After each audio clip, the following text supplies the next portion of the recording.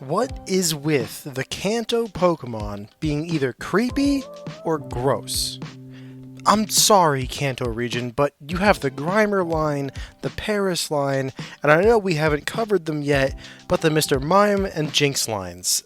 They're all just so unsettling to be around. I don't know what it is about the Kanto environment that produces these offenses to the human sensibility, or if you even really have more than other regions, but doing these guides has really made me realize that you have plenty of them. And today's subjects are among the weirdest of them. Hello everyone, and welcome to the Pokemon Care Guides, where we go through how to raise and care for different Pokemon species in your own home. Today, we'll be talking about the dream-stealing, sleep-inducing Pokemon Drowzee and its evolution Hypno. Drowzee is a bipedal Pokemon with a yellow top half and a brown bottom half. It has very tired-looking eyes and a trunk nose, kind of like a Cubone. It has 3 fingers on each hand and 2 floppy, pointed ears. It's actually bigger than I expected, standing 3 feet 3 inches tall, or 1 meter, and weighing about 71.5 pounds, or 32.5 kilograms. Once it evolves, a Drowzee becomes a Hypno. Still a biped, but now much more humanoid instead of the round, animalistic body that Drowzee had, with 2 hands with 5 fingers and 2 feet, each with 3 toes. Hypno have 2 eyes, along with a very large nose and 2 pointed ears that stick straight up from its head. The last feature of the Pokemon is a white frill of hair that surrounds its neck, though the size differs based on the sex. Speaking of the size, Hypno is much larger than its previous evolution, now standing 5 foot 3 inches, 1.6 meters, and weighing 166.5 pounds, 75.6 kilos. I've known people that are smaller than that. And with how humanoid this Pokemon looks, I can understand why people think it's kinda creepy. That, and the whole dreams thing. But, if these Pokemon seem at all interesting to you, then let's go ahead and get into the guides to find out if these Pokemon could be the perfect Pokemon partners for you. Enclosure. Given how humanoid these Pokemon are, and with psychic types being generally smarter than the average Pokemon, it should come as no surprise to anyone that the best environment for these guys is going to be in your house. And so, let's deal with the common story that gets passed around a lot whenever you hear about these Pokemon. More specifically, Hypno. Yes, there are reports of a Hypno at one point abducting a child. It is a thing that happened. However, it was one individual of the species, many years ago, and it was a wild Pokemon. The thing we have to remember about Pokemon is the fact that they're still wild, and no matter how smart a Pokemon is, it will act on its instincts to survive. And as we will unfortunately come to discuss, the dreams of children are especially good for these Pokemon to prey on. Normally, a Hypno will simply put someone to sleep, eat their dreams, and move on. This time, it was a bad mixture of a Pokemon that was trying to survive, a child that wasn't looked after well enough, and a nature taking a bad turn. When it comes to your own Pokemon, we'll avoid things like this with carefully controlled environments and good training. So yes, the best environment for these guys will be your home. And that's for a few reasons. One is that they are smart enough and small enough to exist in your home without causing undue destruction. After all, they're not a fire type, they're not a rock type, they're a psychic type. And furthermore, their psychic powers are more geared towards making opponents fall asleep, so they're not going to destroy your house by levitating your furniture around. And that innate intellect will make training and care for these guys both easier and tougher. The second reason is that, as I've already said, and I'm sure many of you already know, they feed on dreams. And the most likely source of those dreams is going to be yourself. Or at least other people or Pokemon that are in your home. If that's not something you're comfortable with, I get it, trust me. But it also means that you shouldn't have one of these Pokemon. They have to eat dreams to survive. It's what fuels their bodies, their minds, and their psychic powers. So having something to feed on is a major part of their enclosure and care. To that end, another Pokemon wouldn't be a bad idea.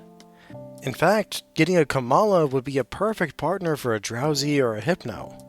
In the Alola region, it has been proven that these Pokemon much prefer to go after Kamala's dreams as opposed to humans, and Kamala spend the majority of their time asleep anyway. So there'd be no harm to the extra Pokemon being fed on, and your Pokemon would have a ready supply of dreams to eat. After that, really, any Pokemon would do, but I would avoid Dark, Bug, or Ghost types, as their typings don't mesh well in general with Psychic types. Also, nothing too aggressive. Sure, your Drowzee evolution could put them to sleep, but that's not a 100% chance. And if something aggressive like that wakes up to find your Hypno or Drowzee feeding on it, then things aren't going to end well. If you really don't want another Pokemon for them to feed on, then that means they'll be feeding on you and the other people in your house. And again, children's dreams are tastier to them. So if you have kids, they're going to go for them first. If that makes you uncomfortable, again, I get it, you'll have to make sure that your kids' doors are locked at the end of the night. And if you're going to be doing that, then that means that you or other adults are the only option. So your doors will have to be open. Sleeping arrangements can be kind of tricky. Since they're humanoid, it feels weird to make them sleep anywhere but a bed, and you can get them their own, but really, they'll be happy sleeping almost anywhere in your house. Common places I've found online are on soft carpets, living room furniture, or even the foot of some people's beds. It really comes down to a matter of personal preference.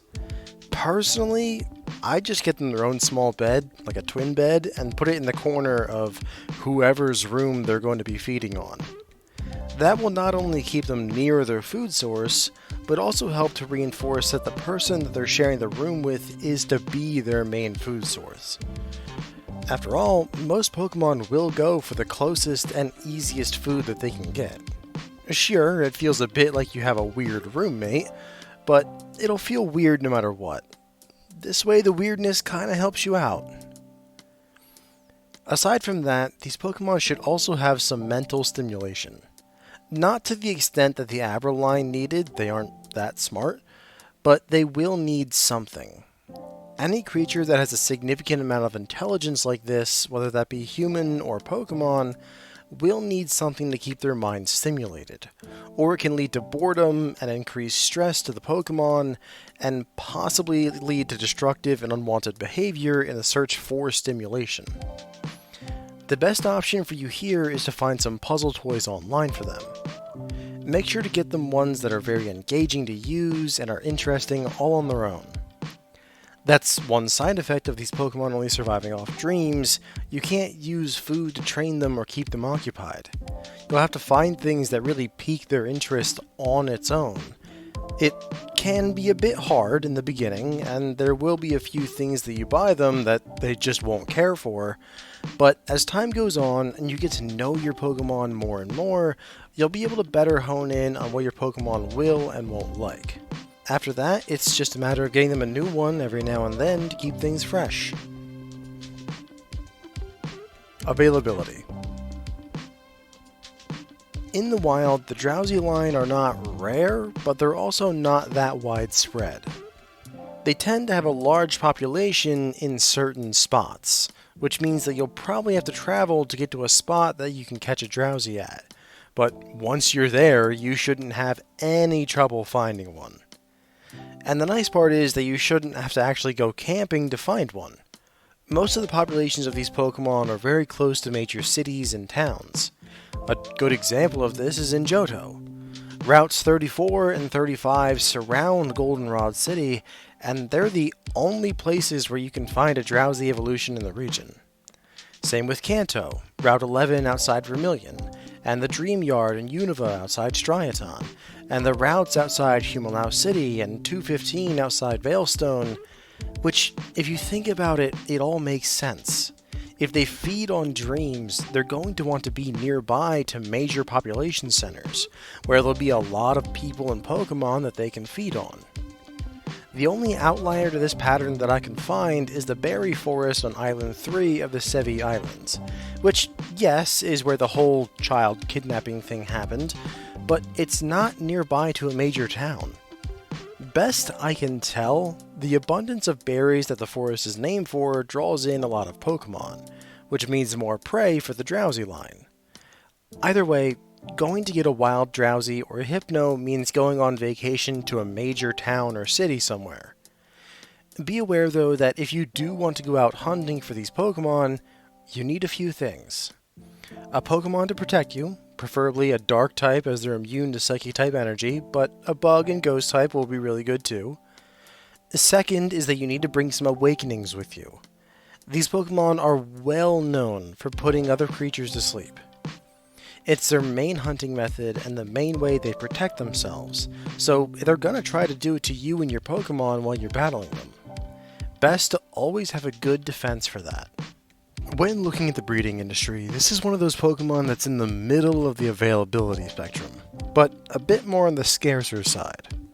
See, a lot of people do find these Pokemon very creepy, between the feeding method, the stories of the kidnapping, and their whole general vibe, which means that the demand for these guys as partner Pokemon isn't that high.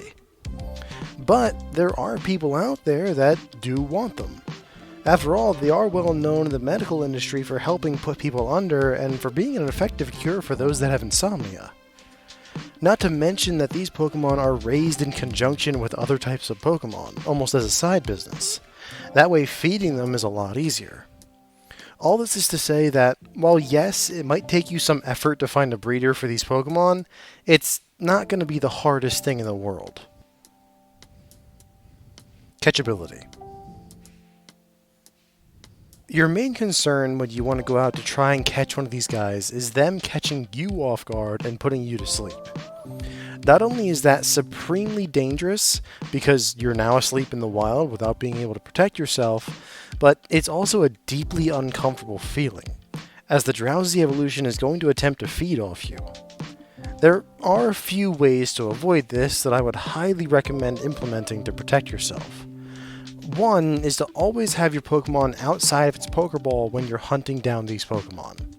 Not only will this act as a slight deterrent to the Drowzee evolution from attacking you, but with your Pokemon's most likely higher senses, they should be able to spot any Drowzee sneaking up on you before you do. Worst case scenario, if the Drowzee evolution does manage to put you to sleep but not your Pokemon, you'll at least have some protection from any wild Pokemon while you sleep. The second thing you could do is bring some awakening medication with you. This will help to wake up your own Pokemon if it does get hit with Drowzee's hypnosis, but if you're fast enough and can function as you're going under, then you might be able to use one on yourself as well. Or train your Pokemon to do so, though you'd need a very smart Pokemon with a lot of training to do that. Lastly is to always be hyper aware of your environment.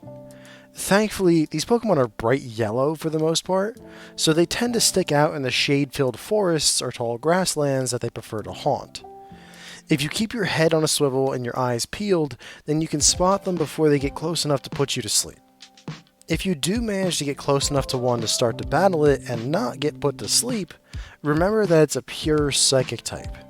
Your best options here are dark, ghost, or strong bug types.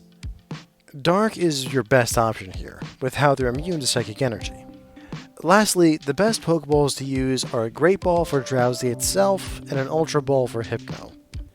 You could realistically use one level lower for both of them, but I figured you would want to catch them as quickly as possible to reduce the risk of them using their hypnosis powers on you. Hence, the higher power balls. Care. Normally, a large part of this section of the guide would be how you have to feed your Pokemon. But we just spent the majority of the enclosure section talking about how it eats dreams and therefore needs access to someone who will be asleep.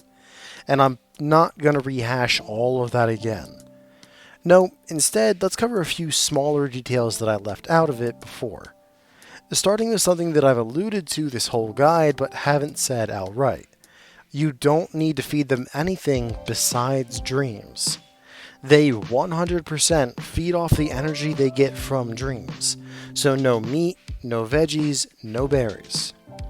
Hypno doesn't even have a mouth for Arceus' sake, which I can only guess is because they don't need one biologically. So when it evolved, it just got rid of it. Anyway, yes, you don't need to worry about making them dinner for these guys at all. Another thing I want to mention are a few complications that can arise from their feeding method. One is that they should have access to multiple people or Pokemon that they can feed on during the night. After all, I don't know about you guys, but I don't always dream every night. So if you're only relying on one person to feed your Pokemon, you can't guarantee that you're gonna have a dream. And if you do, there aren't any guarantees that it won't be a nightmare. You should have a backup source of food for your Pokemon, whether that be another person in your room, like a significant other, or access to other rooms that have other people in them, or one or more Pokemon that they could possibly eat the dreams of. The larger the pool of dreams that it has the possibility to pull from, the less likely that you'll run into the problem where your Pokemon doesn't get fed during the night. And piggybacking off of that thought, you should know that different dreams taste differently to these Pokemon. Nightmares are completely unappetizing to them, while good dreams are much more palatable.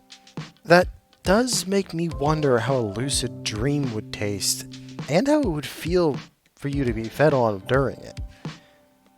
Probably not a very good feeling, or at least a weird feeling if nothing else. Anyway, I know me saying this seems rather moronic. After all, you can't control how you dream, but there are things that you can do to influence how you're going to dream. For example, you want to try and keep your stress levels down, as high levels of stress can lead to an increase in nightmares, as well as sleeplessness in general. As well, scary movies or books can cause nightmares, certain medications can cause nightmares, and even eating right before bed can cause nightmares. There are a bunch more than that, some of them more serious than others. In reality, as long as you're living a healthy, happy life, then your dreams should be relatively fine for your Pokemon to feed on. When it comes to training with these Pokemon, they're psychic types. With their higher than average intelligence, training them comes out to be a lot easier than your average Pokemon. Though, that intelligence can sometimes manifest as stubbornness and resistance to any kind of training that you want to instill, especially if you end up getting an older one that is sort of stuck in its ways. It might actually even be harder to train than other psychic types that can read your mind, like Alakazam or the Gothitelle line.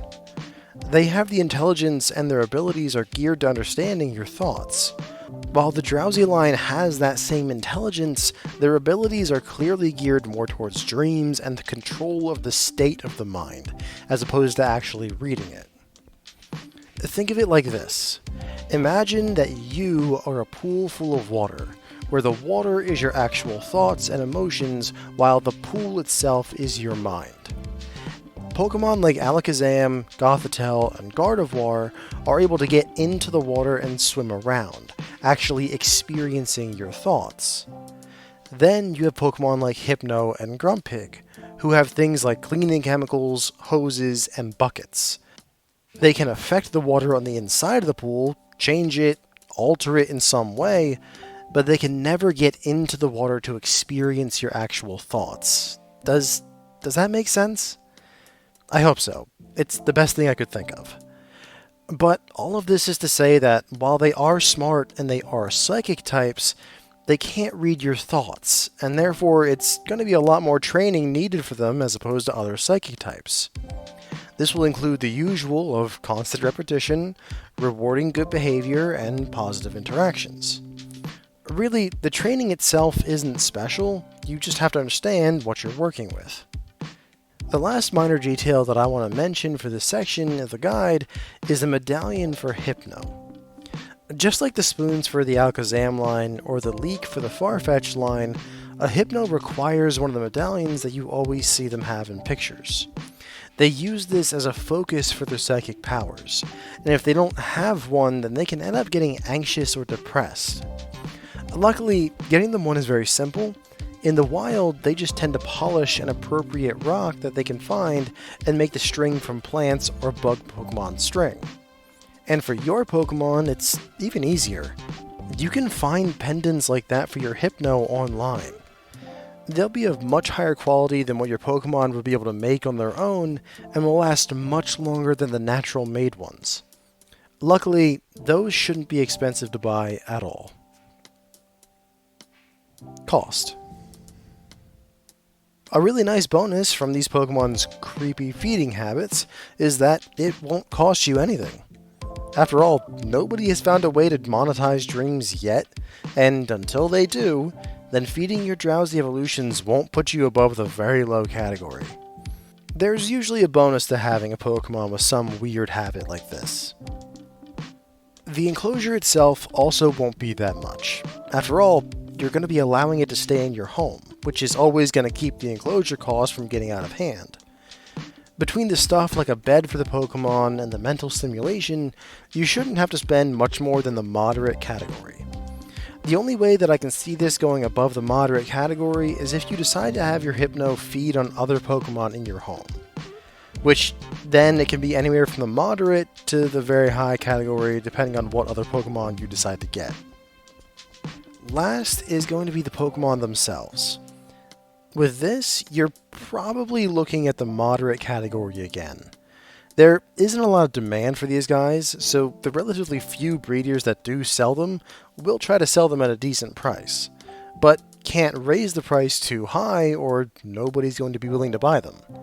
They exist in this nice middle ground that keeps them at a fairly consistent price.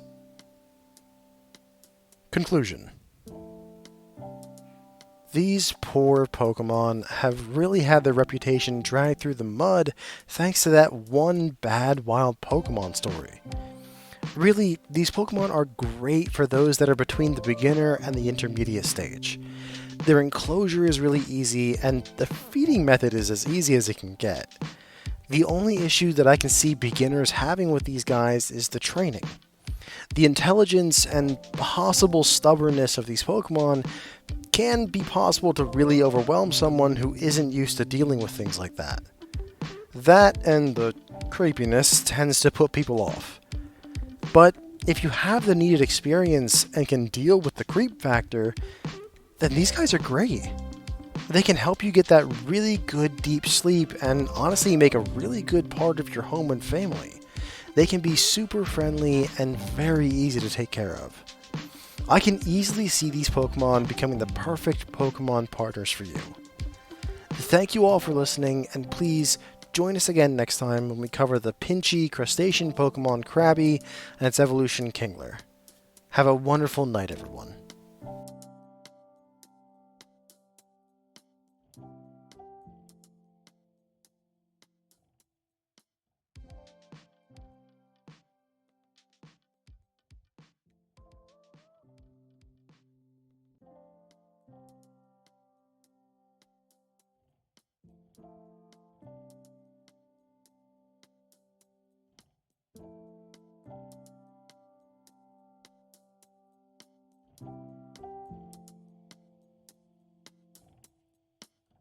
You would think that a Pokemon that is as widely eaten as these Pokemon are would be easier to find information on how to care for them. After all, if you're being farmed, then you have to know how to keep them alive, right? Well, you, like me, would be very incorrect in that assumption. Every time I tried to look up information on these Pokemon, all I found was info on how to care for the meat, how to prep it for cooking, and the best dishes to make with it.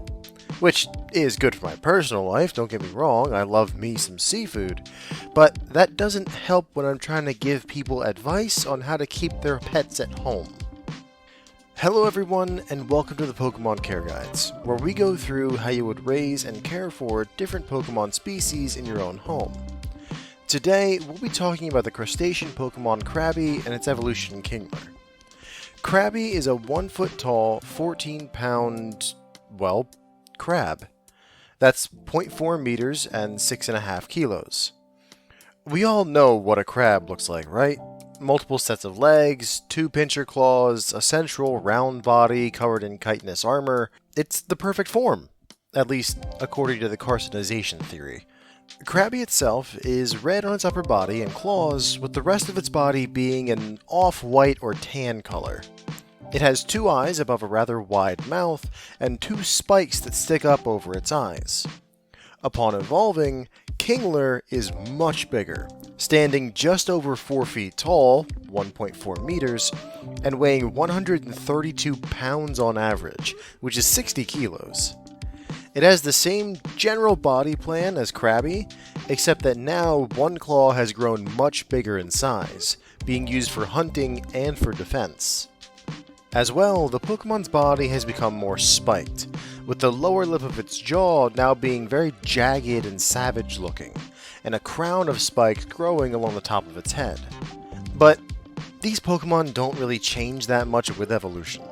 I'm sure many of you are way more familiar with these Pokemon as meals on your plates, but for now, let's get into it and find out if these Pokemon could possibly be the perfect Pokemon partners for you. Enclosure.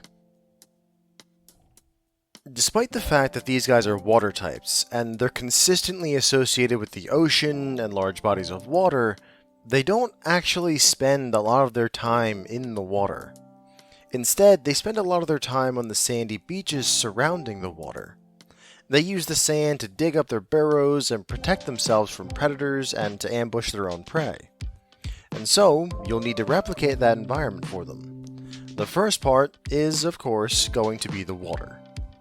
The nice part about these Pokemon is that saltwater or freshwater doesn't matter to them.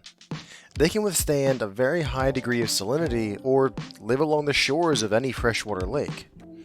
So when you dig the pond or pool for these guys, you can fill it with really any water you have on hand. The only thing I have to warn you about is that if you use tap water or municipal water to fill the pond, which I'm sure you would as you have ready access to it, then you'll need to add in some Pokemon-safe cleaning chemicals. Tap water often has added things in it, like fluoride or small amounts of chemicals to keep it clean. But for Pokemon like the Krabby line, who filter the air out of the water with gills, those elements and heavy metals can get caught in their gills and end up causing problems for the Pokemon's breathing. Thankfully, there are certain chemicals that you can add to the water that will bind all of that stuff together and cause it to sink to the bottom of the pond. Once that happens, you can just go in and pull it out. As for the size you want, it'll differ based on a few different factors. You see, despite how much time they spend on land, these Pokemon still have gills underneath their shells, which obviously means they need water to breathe. But thanks to that hard shell and the way their gills work, as long as their gills are damp, if not wet, then they're able to breathe out of the water. So the water needs to be large enough and deep enough for your Pokemon to fully submerge itself and re-wet its gills. But you also need to think about the weather. Krabby and Kingler don't like the things that come with harsh winters, like snow and ice. So in places where winter has a pretty profound effect, they head into deeper waters. There, they bury themselves in sand and dirt, entering into an almost dormant state until the temperature increases. This way, they can avoid any winter weather that comes about, and if you live in a place where winter does come about, you'll have to make sure that the pond is deep enough for them to avoid the cold. That, or you can keep the water heated through the winter, though that can end up getting expensive for your electric bill. With those two things in mind, let's get into the actual construction of the pond for these Pokemon. To start, the surrounding area of the pond and the entire bottom of the pond needs to be coated in sand. That way they can dig and bury themselves. Obviously, you'll need to make the sand thicker for Kingler than for Krabby, but so long as it's deep enough that the Pokemon can adequately hide, then you should be fine. Getting back to the bottom of the pond, you have to make sure that at least one side of the pond has a nice, low gradient downward. This is so that the Pokemon is able to walk into the deepest layers. While crustaceans like the Krabby line can swim, they more often prefer to walk along the bottom of the water, and are not well known for jumping into deeper water. If you just make the edge of their pond a sharp drop like the edge of an in-ground pool, then they won't feel comfortable getting in that way. You have to make it a gentle slope that leads down into the deeper parts of the water. Also, as with any other water habitat, you'll have to add in a filtration system to keep the water clean and a way to keep the water oxygenated, like a fountain or something that'll cause waves to form on the water's surface. You could also decorate the bottom of the pond a bit. Nothing major, but a few rocks, some shells, maybe a few plants that could help oxygenate the water. Just keep in mind that you'll also have to care for those plants as well, which is another thing to keep track of. And finally, the actual dimensions of the pond. For a crabby, the pond should be between 10 to 15 feet across, 3 to 4.5 meters, and 3 feet deep, 1 meter, if you don't have to deal with any kind of harsh winter environments. But if you do have to deal with a harsh winter, then you'll need to make the pond at least 8 feet deep to compensate for it, which is 2.5 meters. For a kingler, you'll need to make the pond a lot bigger, needing to be at least 20 feet across and 10 feet deep with a mild or no winter, and 15 feet deep with harsher winters. That's 7 meters, 3 meters, and 4.5 meters respectively. In all, it's a very big section of water, and you're gonna need to get your hands on some major form of construction equipment to be able to do it yourself. Lastly is the Pokemon that you can house with these guys. Honestly, I wouldn't really recommend it, even with other Pokemon of the same species. Krabby and Kingler are very solitary in nature, only really getting together to breed. Other than those times, they can be very territorial, fighting over any stretch of sand that they consider theirs. As well, Krabby can be a very common prey Pokemon for anything that has the power to take them down, as they don't really have the size or strength to fight off anything too big. It's the same with trying to put any other Pokemon in the water with them. They feed on fish and other sea Pokemon, especially the Shelter line. So putting them in with your Krabby evolution is just asking for Pokemon to go missing. Unless you plan on expanding the enclosure to accommodate the needs of the other Pokemon you put in there, and to help them stay away from your Krabby, I'd recommend that you keep these Pokemon on their own. Availability. These Pokemon are most common in the Kanto region, hence why they're counted in the Kanto Pokédex. Well, they're also really common in the Johto region too, but the Pokédex was first implemented in Kanto, so they got first dibs. Anyway, you can find a Krabby evolution on pretty much any route in the southeast of Kanto that has water in it. Same with any city in that area. I mean, if you're south of Cerulean City and east of the Seafoam Islands, you have a decent chance of catching a Krabby evolution. Same with Johto. If you're near the ocean in Johto, then you have a decent chance of finding a Krabby. Oddly enough though, there are reports of them in the Burn Tower in Ecruteak City as well, which, for those of you who know the area, will understand that's weird because there's no large body of water near there. So I have no idea what they're doing there. But these Pokemon are well known to be able to survive in harsh environments, so maybe they don't mind it that much. Aside from the Kanto and Johto regions, Krabby and Kingler actually aren't that common.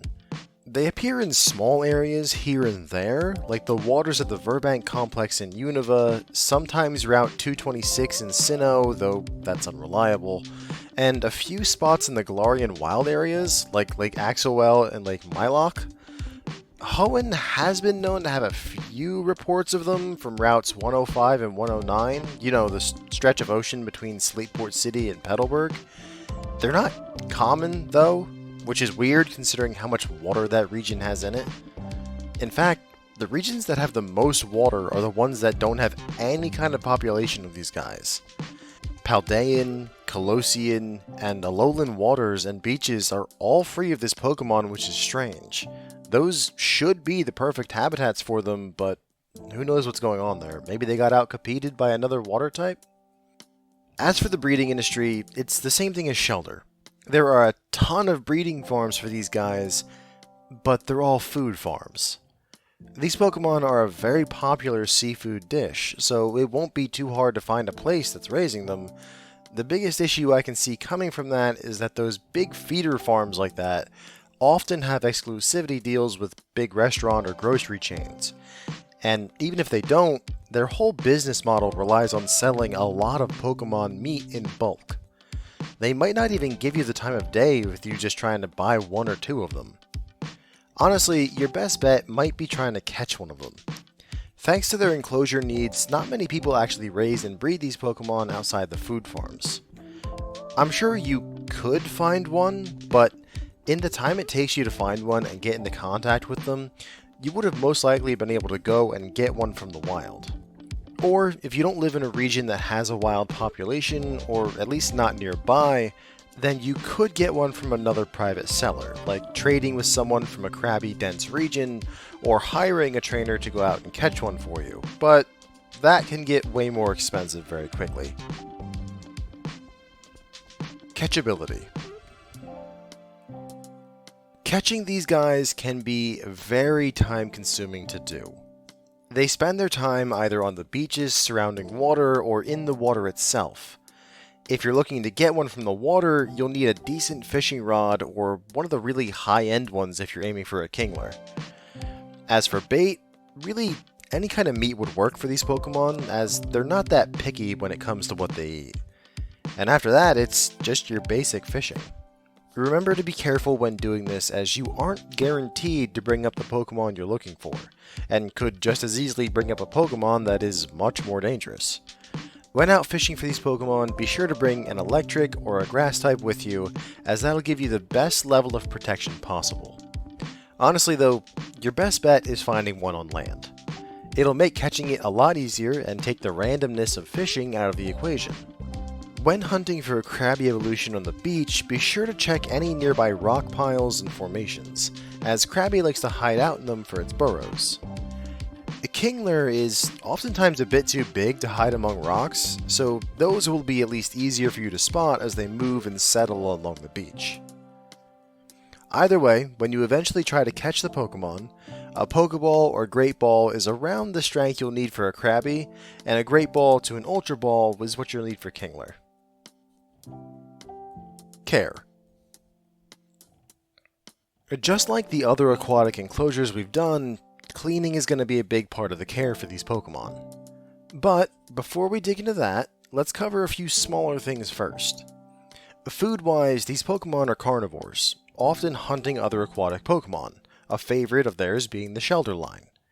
In fact, I think the Kingler with its massive claw is one of the few Pokemon that actively prey on Cloyster. Combined with that hunting, they also scavenge, taking any meat that they can find. So, thankfully, you don't have to feed them live prey for them to eat, which is good because that can be a major roadblock to a lot of people. Instead, you'll just be taking chunks of meat and feeding those directly to your Pokemon. When doing so, your best bet is to always place the food in the same space inside the enclosure. That way the Pokemon can get used to always expecting the food to be provided at that spot. This provides a few nice bonuses for you, like having your Pokemon associate you with the positive feeling of being fed, and it helps you to be somewhat in control of the mess from feeding. Your Pokemon is still a Pokemon, and it's still an aquatic creature. It may decide that for one meal it wants to pull the food down into the water, and in that case you're going to have to clean the water. But, like I said, if you keep feeding them at the same spot over and over, then it should help to lower the times that you have to do that. Lastly, when it comes to winter with these Pokemon, like I said, they tend to go to the bottom of the water and go dormant until the water warms up again. If you do this, then you won't have to feed them for the winter. If you keep throwing food into the water, then it'll just make the water gross and do nothing for your Pokemon. It'll make a bunch more work for you and just waste food. When you feed your Pokemon, you want to give them, obviously, meat. And more specifically, fish.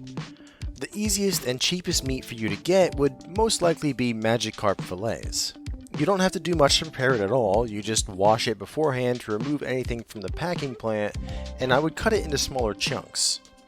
You could just feed them the entire fillet, but that's going to lead to them just ripping and biting chunks off of the food, and again, that's going to make a much bigger mess than if you had just given them bite-sized bits.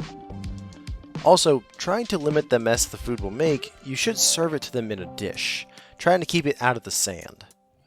Not that the sand will do anything to your Pokemon if they ingest it, but if you keep it out of the sand, it'll mean that you don't have to constantly clean up the fish bits and juices from the ground. Finally, for the amount of food. Krabby, with how small it is, will only get about a half pound of food a day, being fed in one big meal. Kingler, though, with how big it ends up being, will need about 4 pounds of food a day, which is a lot of fish over the course of a month.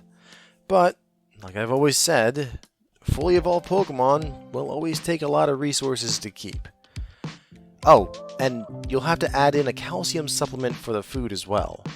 In the wild, they tend to eat the bones and organs of their prey as well, and that gives them a modest amount of supplements for the upkeep of their shell. Since we're only going to be feeding them the fillets and not the bones and organs of the fish, they will need the correct minerals for their shells, or it'll end up becoming fragile and eventually breaking and not growing correctly.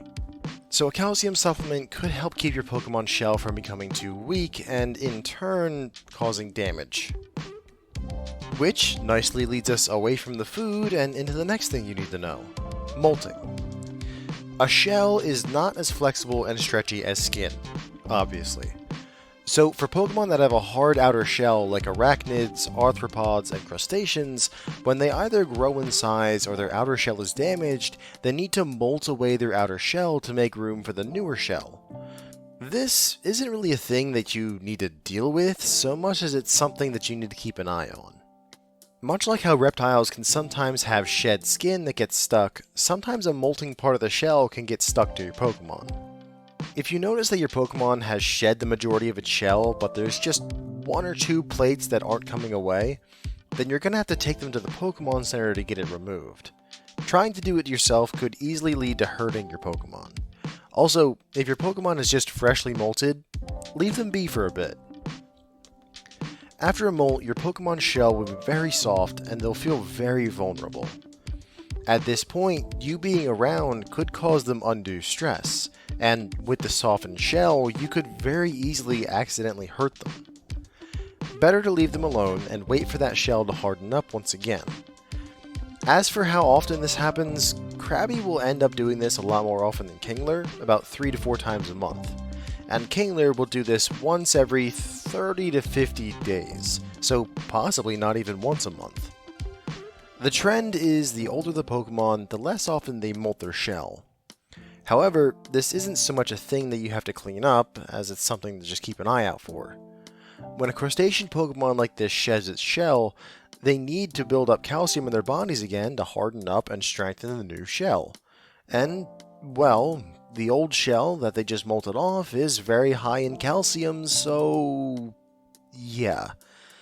Oftentimes, they'll just eat their old molted shell. Kinda gross, I know, but hey, you can never say that nature isn't good at recycling. So, if you notice that the old molted shell is just sitting in the enclosure, leave it there for about a week. Your Pokemon might just clean it up on their own without you having to do anything. If, after a week, some or all of the old shell is still there, then you can get rid of it, because any longer than that will begin to rot and cause problems. Which brings us back full circle to cleaning. As with any living being, these Pokemon will produce waste. Combined with any food bits that are left behind after a meal, molted shell, and the risk of things like algae, moss, and salt deposits building up, you want to make sure that you keep their enclosures fairly clean. For the sandy beach part of the enclosure, that's easy. You just have to scoop up any waste or leftover food. This will lead to you scooping up some sand when you do this, it's just unavoidable, so you will have to add in new sand every now and then. But unless you're taking big fistfuls of sand when you're scooping, then it won't be that common of a thing that you have to do. The water, though, that is another matter. No matter what you do, no matter all the ways in this guide that I've detailed just how to try to keep the water clean, even with a filtration system running day and night, eventually the water is going to get gross. Either through the Pokemon's waste, or food bits, or just time. The water will get to a point where you'll need to change it out. Now, you could do this all at once, but it's actually better to do it a little bit at a time over the course of a month or so, for multiple reasons. One of those is the possibility of water shock to your Pokemon. See, if you just take all the water out and replace it with new water, you run the risk of the water being different enough to cause a shock to your Pokemon's system. Granted, this is much more of a concern if you're doing a saltwater pond, as salinity is a major factor in that, but you also want to keep an eye on the mineral levels of your freshwater too. This is why changing only a little bit at a time is a better idea, because even if something in the new water is different than the water already in the pond, it'll get mixed in and allow your Pokemon to adjust to slightly changed levels. And another reason is that it's just easier on you as the trainer. It takes less time, there's less water to move around, and it's easier on your water bill if you have one. The best method that I've seen is that when you start to notice that the water is turning gross, drain and replace 20% of the pool's volume every 3 days. This will ensure that the water slowly gets turned from gross to clean once again. The only downside to this is that, since you're mixing the clean water into the old water, you may have to do it more than 5 times, changing out more than 100% of the volume of the pool. But if this method doesn't seem like the best way, you can always do the entire thing all at once. Just be sure that the water won't cause a shock to your Pokemon's system. Oh, and also don't forget to check and clean the filter. It's going to be doing a lot of heavy lifting of keeping the water clean, so you'll have to change it out or clean it pretty regularly. I'm sure you've noticed that the majority of this care section has been about the enclosure and food, with very little on interacting with the Pokemon themselves. And that's because there isn't really going to be much interaction with them. Like I said before, crabs are very solitary creatures. They don't really care about being around others. And especially being around larger creatures like humans, it can make them nervous as they aren't exactly at the top of their food chain in the wild. That's not to say you won't be able to be friendly with them. As you spend more and more time caring for them and bringing them food, they will begin to acclimatize to you and possibly even approach you when you get near their enclosure, looking for food or snacks. It's just that they'll never be a cuddly, friendly sort of Pokemon. The best you can get to is for them to tolerate you being in their space and near them for periods of time. And it may take some time for you to even reach that point. So don't go getting one of these Pokemon expecting to have a crab cuddle buddy. Word of advice though, watch out for the pinchers. If they're strong enough to crack Shellder and Cloyster shells, I don't want to think about what they'll do to a human hand. Cost. The enclosure actually isn't going to be that bad this time. Renting the equipment to dig the pond won't be too bad. As well, getting the couple tons of sand that you'll need for the enclosure shouldn't be too much either. Though, the sheer size of a Kingler's enclosure is going to bring the price up significantly. Lastly, if we include the price of the water to fill it up, then a crappy enclosure will probably put you in the upper end of the moderate category, and Kingler will probably be in the middle of the high category. Food is going to be nearly as expensive as the enclosure was to set up. Because they're eating seafood, it's going to be more expensive than almost any other kind of food you could buy. And with how much they eat of it, you're likely in the high category per month for Krabby, and very high category per month for Kingler. At least if you have a notable winter in your region, the Pokemon will go dormant for a couple of months, and you'll be able to save a bit of money there. The Pokemon is probably going to be your cheapest option overall. Mostly because you're more likely to catch them yourself than to get them from a breeder. That will leave you in the low category, and most of that is going to be you buying the fishing rod. If you do end up getting the Pokemon from someone else, like trading it or hiring a trainer, then you're probably looking at the moderate category for a Krabby and the high category for a Kingler. Conclusion. When it comes to water-type Pokemon, these guys honestly aren't that bad. The cleaning isn't too bad for their enclosure, and there aren't any complex things that you have to take care of, like with the circulation for the tentacle line or the thread of evolution with a Magikarp. Sure, they aren't the most sociable Pokemon, but if you're looking for a sturdy, reliable Pokemon, then these guys are a great choice, and could even end up becoming the perfect Pokemon partners for you. Thank you all for listening, and please join us again next time when we go over the electrical, exploding ball Pokemon, Voltorb and Electrode. Have a wonderful night, everyone.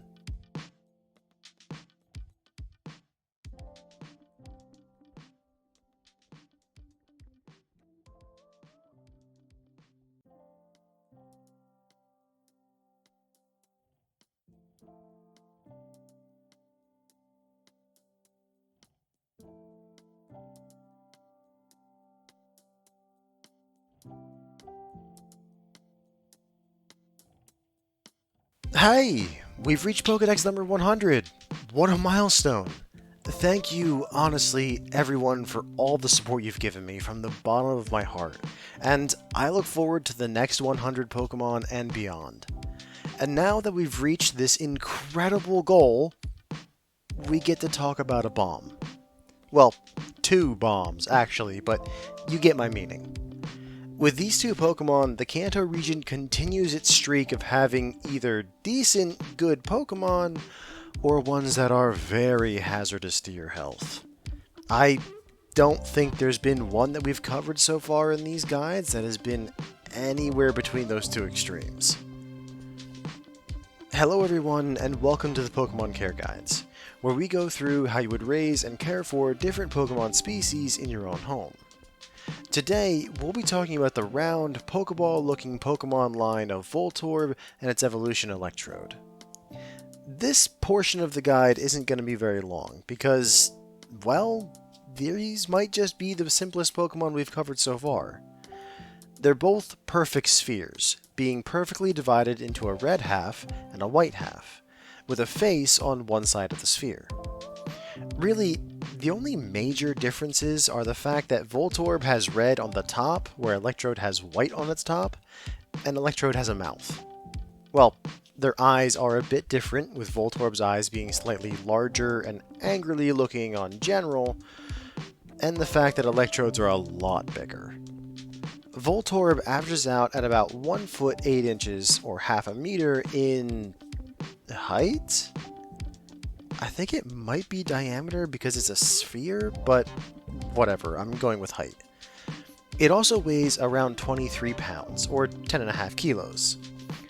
Electrode is much bigger than that, being about 3 foot 11 inches on average, 1.2 meters, and weighing an average of 146.8 pounds, or 66.6 kilos. And frankly, it's a surprise that these Pokemon don't weigh more, considering their bodies seem to be made of some unusual metallic material. But that is the overview of these explosive personality Pokemon, so let's get into it and see if these could possibly be the perfect Pokemon partners for you. Enclosure.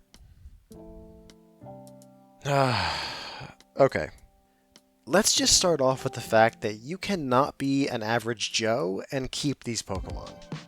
These Pokemon are highly dangerous, on the same level as, or possibly even exceeding the Grimer line in just how dangerous they can be. I wasn't joking when I called these Pokemon bombs. That tendency to explode randomly with even the slightest provocation means that these are considered one of the most restricted Pokemon to own. I'm talking you will need permits, certifications, classes, and twice yearly inspections of you, your enclosure, and the Pokemon themselves just to make sure you're doing this correctly. On top of that, you can't live within 20 miles, 32 kilometers, of a population center. So, I hope you like living by yourself in the middle of nowhere. And you can only have a limited number of these Pokemon at any given time. Oh, and just to top it all off, these are one of the Pokemon that if they ever get out and you can't find them right away, you have to immediately report it to the authorities and you will be fined. Big time. It's a lot, but I really don't think that we should be surprised that the bomb Pokemon have so many safeguards surrounding them. It's a wonder that someone is able to keep them at all. Enough with the safety talk. Moving on to the actual enclosure, you need something that's going to be blast-proof. It isn't a joke that these Pokemon frequently explode. They will gladly set themselves off at the slightest provocation from you or anything else in their environment, including each other. So your first priority when talking about these Pokemon is making a bomb shelter. A comfy bomb shelter that the Pokemon will feel at home in, but a bomb shelter nonetheless. In fact, it's actually going to have the same kind of bones as the Magnemite's enclosure. Thankfully, unlike the Magnemite line, the Voltorb line doesn't fly around, thank Arceus. I can't imagine what kind of horror that would lead to. The size and construction of the building is going to be the simplest part of this. The dimensions you should be aiming for are 15 feet by 20 feet for a Voltorb, or 4.5 by 6 meters, and 35 by 50 feet for an Electrode, 10.5 by 15.25 meters. Either way, you will only need an 8 or 9 foot tall ceiling. Remember, the walls need to be built to handle the explosions that these Pokemon are going to be giving off. So, you're going to start with a core of solid steel plating, bolted and welded together. Then, those cores of steel are going to be coated in a thick layer of concrete inside and out, coming to be about 8 inches thick on either side. On one wall, you'll need a door, just in case you do need to get to the enclosure for some kind of reason. The door will need to be hardened steel, about 5 inches thick, so as to defend from these Pokemon's blasts. That will have the unfortunate side effect of also making this door extremely heavy, so let's add being in great shape as another qualification for having these Pokemon. And finally, you'll want to install some lighting in the enclosure. You can do this by either having windows installed or having electrical lighting put in. I would actually recommend both, but they have some stipulations. The windows need to be reinforced glass, to the point where you probably won't be able to see through them. In reality, these will just be for letting in natural light to the enclosure, and because of that, they're more useful as skylights than actual wall windows. And the lighting will need to be recessed into the ceiling and be covered by another layer of reinforced glass, so the bulbs don't just shatter when your Pokemon goes boom. Thankfully, we don't have to worry about Voltorb and Electrode draining the lights, as they can't reach them, unlike the Magnemite line. Which nicely segues into our next topic. One of the major things that you have to remember for these guys is that they feed on electricity. It's why they're most commonly found in power plants in the surrounding areas. During the construction of the enclosure, you're going to have to run power lines through the walls so that they can access the power they'll need for the feedings.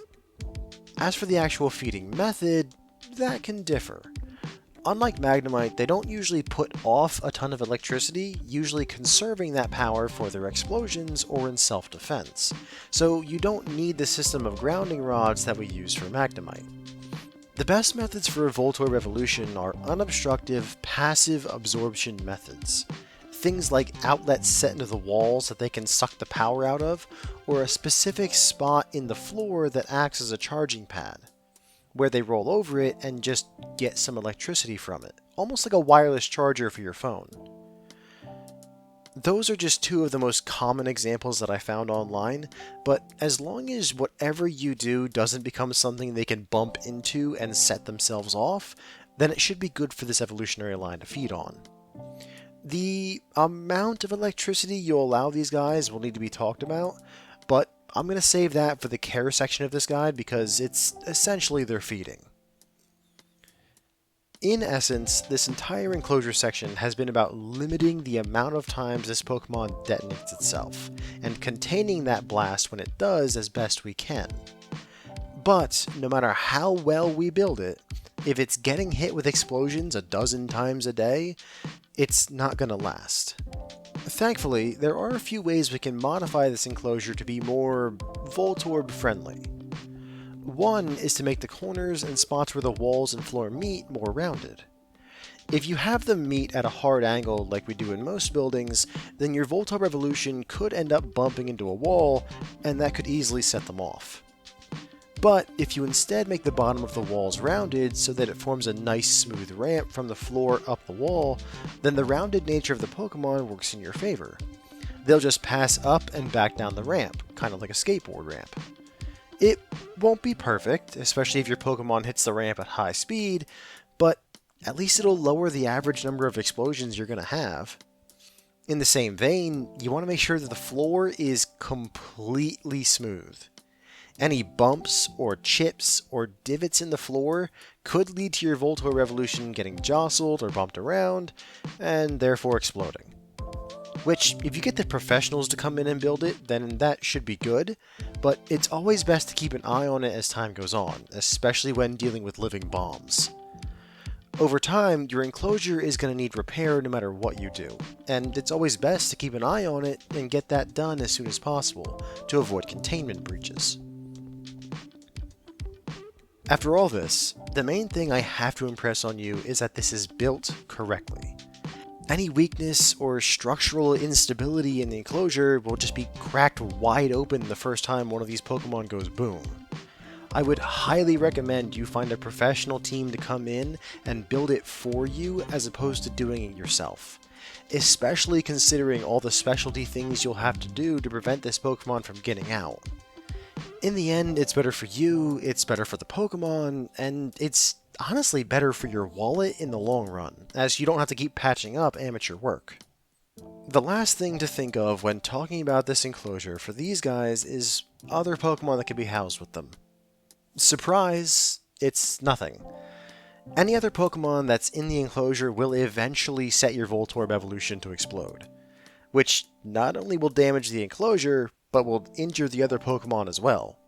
Though, I suppose Rock and Steel types would be able to handle it sort of okay, but I still wouldn't risk it. Even Ghost types who are immune to the boom wouldn't be a good idea. Scaring the explosive Pokemon is just going to lead to constant damage to the enclosure. Not even other Voltorb evolutions are a good idea, as, yet again, they'll bump into each other, irritate each other, and go boom. These guys really are grouchy, irritable Pokemon that don't really get along with anyone. Availability. These guys aren't exactly rare when you look at how common they are, but they're only common in very specific areas.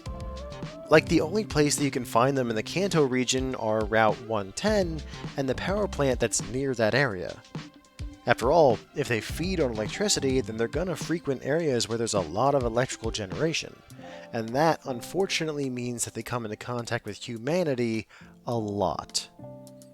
In Paldea, they're very common in West Areas 1 and 3 and East Area 3, near major cities and the wind farm, places where they can get plenty of electricity. Same with the new Maulville complex in Hoenn. It's full of power and abandoned as far as I know, a perfect habitat for these Pokemon. Along with those areas, there are also a few stranger areas that don't fit this whole electrical theme. I mean, they've taken up residence in the Lost Hotel in Kalos, which I suppose is at least good that it's abandoned. There are also some reports of them showing up on Route 218 in Sinnoh, but those reports are scattered and very inconsistent, so I would take that with a grain of salt. The best thing I can think of for Route 218 is that it's near the port city of Canalave City, and they end up occasionally coming into the region through the boats there. As for the other regions, Alola, Galar, and Unova have been able to keep them from showing up in their regions, which I chalk up to how strictly these Pokemon are controlled throughout the regions. Which is good for keeping those dangerous creatures from getting near people, but does make it harder for you to get your own. When it comes to the breeder scene, there isn't one. Being another inorganic Pokemon, there isn't really a way for these Pokemon to reproduce through natural methods. In fact, we aren't entirely sure where they come from, as they just tend to appear near high electrical zones. There are theories, absolutely, but no concrete evidence. And because of that, we also have no idea how to set up a breeding program for them.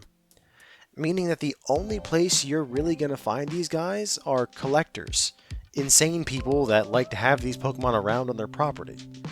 And when it comes to that area, I hate to say it, but you're probably not going to find anybody that's willing to sell a Voltorb or Electrode.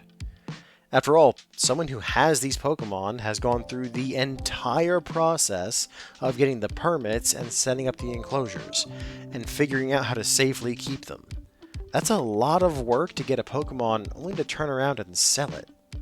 But if you do manage to find someone who's willing to sell you a Voltorb or an Electrode, it's probably not going to be cheap. Not to mention that the government regulators are going to be involved in the sale. It's a lot of work to acquire a Pokemon that's going to be even more work to care for. Catchability. So, the availability section may have been a bit misleading. They do appear rather frequently in those areas that I mentioned. I didn't flat out lie to you, but actually catching one of these Pokemon is going to be a lot harder than I made it seem. First of all, before you even think about setting out, you have to keep in mind that a lot of the places that these Pokemon appear at are on private or government property. Like, you can't just wander into New Mauville or the Kanto power plant and catch Pokemon. Those are strictly controlled areas, and you could end up getting seriously hurt, let alone arrested for trespassing. On top of that, don't forget the permits you're going to need to legally catch and handle these Pokemon. Mostly, there are teams of professionals that are certified dozens of times over that get called in to handle when these Pokemon appear. And if someone catches you out there catching Voltorb evolutions without the proper documentation, then the best outcome for you is the confiscation of any Pokemon that you've already caught and a massive fine. Make sure you get all your Digletts in a row before you even step out your front door. When it comes to the Pokemon themselves, surprise is going to be your biggest advantage. You want to spot and catch these Pokemon before they even know you're there, because if they see you first, there is a high likelihood of them going boom. Make sure your head is always on a swivel.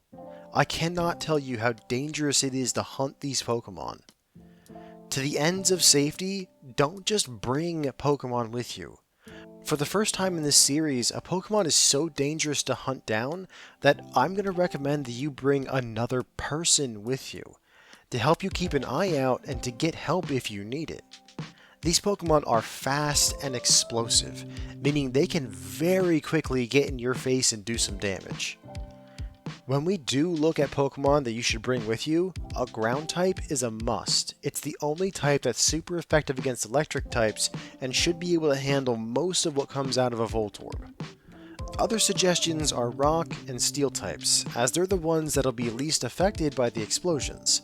And Pokemon with the lightning rod and damp abilities would also be a good idea, as they can shut down part of what a Voltorb evolution can do. In essence, the number one thing to keep in mind when hunting down these Pokemon is safety. Anything you think that'll protect you out there while looking for these guys, it's worth a shot. When it comes to Pokeballs that should be used for these guys, honestly, I hope you get the surprise on them and catch them in a quick ball. That's your fastest and safest bet here. If you don't have the surprise, then Ultra Balls for both Voltorb and Electrode. It's got the highest catch rate chance and hopefully will end the battle before they have a chance to go boom. Care. There won't be that much in this section of the guide. After all, you won't really be interacting with these Pokemon at all. You don't have to feed them. Training them is a non-starter, and you shouldn't even be entering the enclosure unless these Pokemon are in their Pokeballs first. Realistically, the only thing you have to worry about care-wise from these Pokemon is their health, how much electricity you're allowing them to have, and the integrity of the enclosure. When it comes to electricity, you really need to be careful how much you allow them to have access to. This isn't like the Magnemite line or even the Pikachu line where you can allow them to have access to unregulated electrical currents and trust the Pokemon to regulate the intake themselves. No, these Pokemon will gladly absorb an excessive amount of electricity if you allow them to. Now, that wouldn't be a problem with any other electric type line. After all, an excess of electrical power often leads to them just needing to burn it off, maybe a few mood and temperament issues along with it. It makes these Pokemon more prone to exploding. The bomb Pokemon get even more explosion happy if they have too much electricity in their systems. So when you set up the feeding method for your Voltorb evolution, you have to include a way to throttle the amount of power they're able to draw over the course of the day. But you can't limit it too much or your Pokemon will end up running out and essentially starving. You have to walk a fine line between too much and not enough. Unfortunately, I tried to do research and understand how much electricity would be good for you to allow them and how to do it, but I got lost in the minutiae. Let's just say there's a very good reason I'm not an electrician, and all the electric Pokemon that I own generate it themselves instead of sucking it out of something. Best I could tell, the perfect amount that you're looking for is different for every member of the Voltorb species, and the trend tends to be that the bigger the Pokemon, the more electricity it can hold before its explosion ability becomes unstable. Aside from that, it's really going to be up to you to experiment and find the point where your Voltorb evolution is satiated without becoming unstable. I should add on here that you had better make sure you have a backup system that'll supply the enclosure with electricity in the event your power cuts out, like in a very bad storm. If your power goes out for longer than a couple days, then a backup generator is a must so that your Pokemon doesn't end up starving. Talking about the explosions, let's cover a few things that could result from that. One is that the explosions are not risk-free for your Pokemon.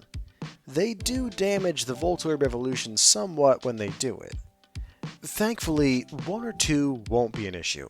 But if your Pokemon is blasting off a bunch over the course of a day, like let's say for instance, if it absorbs too much electricity, then you should put it back in its Pokeball and bring it to the nearest Pokemon Center. Going off like that is liable to really injure your Pokemon. And when you do this, call ahead so that they can get ready to handle your Voltorb evolution. Do not surprise them with this, it's a good way to get in the bad side of your local Nurse Joy. As well, you should always keep an eye on the enclosure. Look for damage caused by the Pokemon. Anything. Cracks in the walls, the windows are loose in their housing, even if there's a frayed and damaged electrical wire. The smallest thing could be an issue with these Pokemon, and it's best not to take chances. Be sure to inspect the enclosure at least once a day to be sure that the enclosure isn't getting damaged.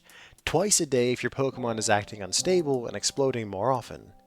And if you happen to find any issues, then call someone to come back in and fix it immediately. One small thing could easily cascade into many more if you're not careful about it. Cost. If we were only going to consider the Pokemon itself, then the price would be in the low category. After all, you can't really get these guys from a breeder, so your best and easiest option is going to be catching your own.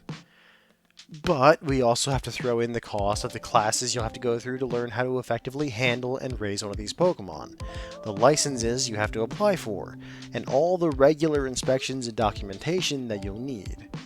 All of that combined could easily shoot this Pokemon up to the high category, or possibly even the very high category. The enclosure isn't going to be a cakewalk either. Not only do you have to essentially build a bomb shelter that's designed to keep a bomb inside it, but one that can handle repeated explosions from that bomb and has the capability to feed that electric type Pokemon. To build it, you're going to have to hire some professionals to come in and build it for you, so you're looking at the very high category for the enclosure. And that's not even taking into consideration that you'll have to do a lot of maintenance and repair on it through the years. At least with the food, it won't be too bad for you. Thanks to the fact that it feeds off electricity, you won't have to go to the store and spend money. At most, it'll add to your electric bill, but especially with the limiter that you're going to be putting on the electrical feeding, it won't be that bad. You're probably looking at a low or a moderate amount of money a month. Conclusion. No, I'm sorry, but realistically, these are not good Pokemon to raise as pets on your own. Not only are you not going to interact with the Pokemon at all, which is the whole point of raising a Pokemon in your home, but if you do approach the Pokemon without a concrete wall or steel door between you and it, then it's liable to cause you major injury. Sure, their care is easy enough, but that's just because you can't go near it. The only people that I can realistically see these Pokemon being good partners for are researchers who are trying to study them, and people who are trying to contain a Voltorb evolution and stop it from getting back out in the wild and going to a place like a power plant. Aside from those very specific people, I don't see these being the perfect Pokemon partners for you. Thank you all for listening, and please join us again next time when we talk about the multi-headed Pokemon line, Exeggcute and Exeggutor. Have a wonderful night, everyone.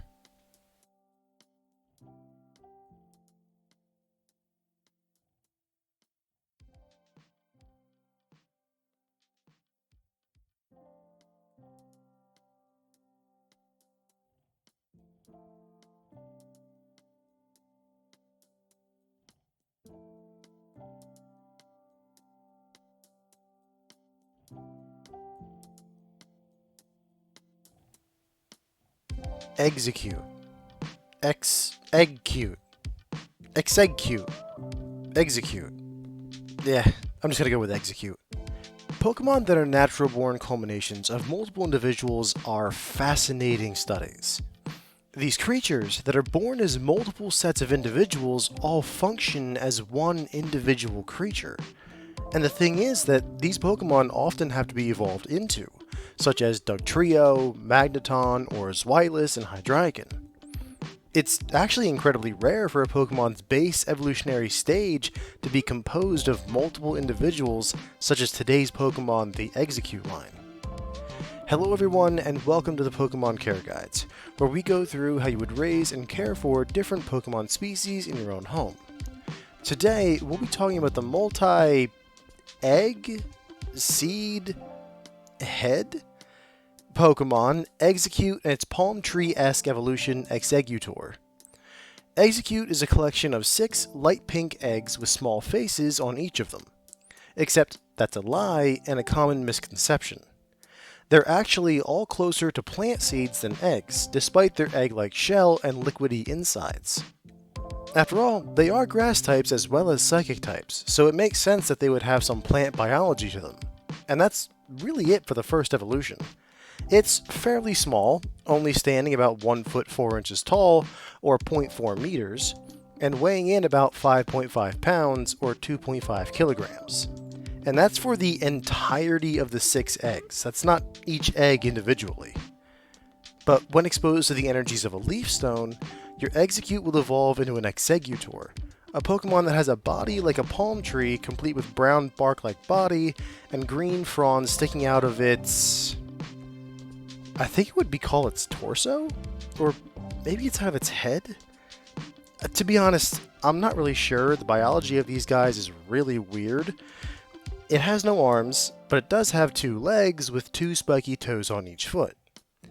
Lastly, the 6 separate seeds now have merged and become 3 separate heads, looking like 3 coconuts with derpy faces on them. I should also mention that Exeggutor is a very big Pokemon. They stand 6.5 feet tall, 2 meters, and weigh 264 pounds, or 120 kilos. That's bigger than the average person. That's bigger than me. I should add that we won't be covering the Alolan version of this Pokemon in this guide. Even though they may seem similar in appearance, the Alolan Exeggutor has different needs and behaves very differently than its mainland counterpart. We'll be covering that much later on when we get to the Alola region, very far in the future. In all, this is a very strange Pokemon line, and if that happens to catch your interest, then let's get into it and find out if these guys are the perfect Pokemon partners for you. Enclosure. In all honesty, the enclosure for this Pokemon is very confusing to make. In plenty of spots in the wild, they appear where the area is warm, where there's water nearby, there's sandy soil, and plenty of trees. But they also appear in places where the weather gets cold, there isn't any water, and the ground not only isn't sandy, but it's hard-packed and full of roots. It's very strange, almost like the sand shrew line, where they've been transplanted into these areas where they can survive, but not thrive. As far as I can tell, the best environment for these guys is the first kind that I mentioned, the warm, sandy, wet environment. So that's what I'm going to tell you about for the enclosure. Let's start with the easy part. These Pokemon do best when kept in a consistent, warm climate. These Pokemon are vulnerable to the ice type, yes, but their bodies also can't take any kind of frost. Any form of long-term exposure to it can cause damage to their cells and hurt their ability to photosynthesize, which, I'm sure you can guess, is a major part of how they survive. This means you want to keep them somewhere warm, meaning somewhere between 60 to 80 degrees Fahrenheit, which is about 15 to 26 degrees Celsius. If you live somewhere where the temperatures are in or near that range all year round, then you can realistically keep these Pokemon outside as long as you have the right soil. However, if you live in a place like Sinnoh or Unova where winter is pretty prominent when it rolls around, then you'll have to build them their own fully enclosed enclosure. You're looking at something that's akin to a greenhouse, something that can keep heat inside and will have a heater running 24/7. This means that the walls and ceiling will need to be made of glass or opaque plastic. I recommend the plastic more as it's a better insulator, but the glass isn't that much worse and it does provide you with a cool view of your Pokemon's enclosure. You will, of course, also need a heating system that'll be able to handle keeping the room at that temperature, all the while not drying the air out and being able to handle some humidity. Aside from all that, the structure of the building isn't that complex, only requiring a door set into the side of it to allow you access into the enclosure. Whether you're housing your Exeggcute evolution in an enclosure or you're able to have them out in the open, there are still a few things to consider. One is space. Exeggcute will not need that much given its smaller size and relatively sedentary nature. Exeggcute itself will only need about a 30-foot by 30-foot space, or 9 meters by 9 meters, though not all of that will be usable by the Pokemon. Some of it will be taken up by other features of the environment such as the water feature or plant coverage, both of which we'll cover in a second. But as for Exeggutor, they are, of course, much larger, and while they're still considered a sedentary Pokemon, they are able to move around much easier than Exeggcute. So for them, you'll have to increase the size of the enclosure to a 100-foot by 100-foot square of ground, which comes out to be about 30.5 meters on both sides. This is still not that big of a section of ground, while being big enough for the Pokemon to get up and stretch its legs if it really wants to. Which brings me to the second thing you'll have to do with the enclosure for these guys. You're probably going to have to terraform your enclosure. These Pokemon need a body of water that's nearby to them, and they need soil that's a combination of sand and firm soil. So here's what we're going to do. Somewhere in your enclosure, you'll have to set up a water feature. It doesn't have to be deep, just deep enough and large enough that an Exeggutor could walk into it and submerge itself up to about its waist, like the shallow end of a pool. The water feature could be anywhere, from in the corner of your enclosure or along one of the walls, or even situated in the center. It doesn't matter so long as it's there. This will fulfill multiple functions as your Pokemon's water source. It'll help to saturate and dampen the surrounding soil for your Pokemon, and it should raise the surrounding humidity of the air by at least a small amount. As for the soil, you want it to be far more sandy in and surrounding the water.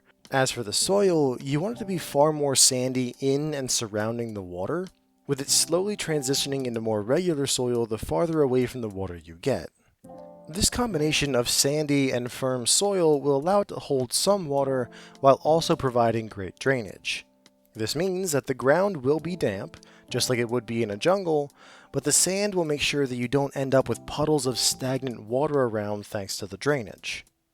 As well, the bottom of the water feature should be a gentle slope downward to allow your Pokemon to enter the water without falling in pretty much.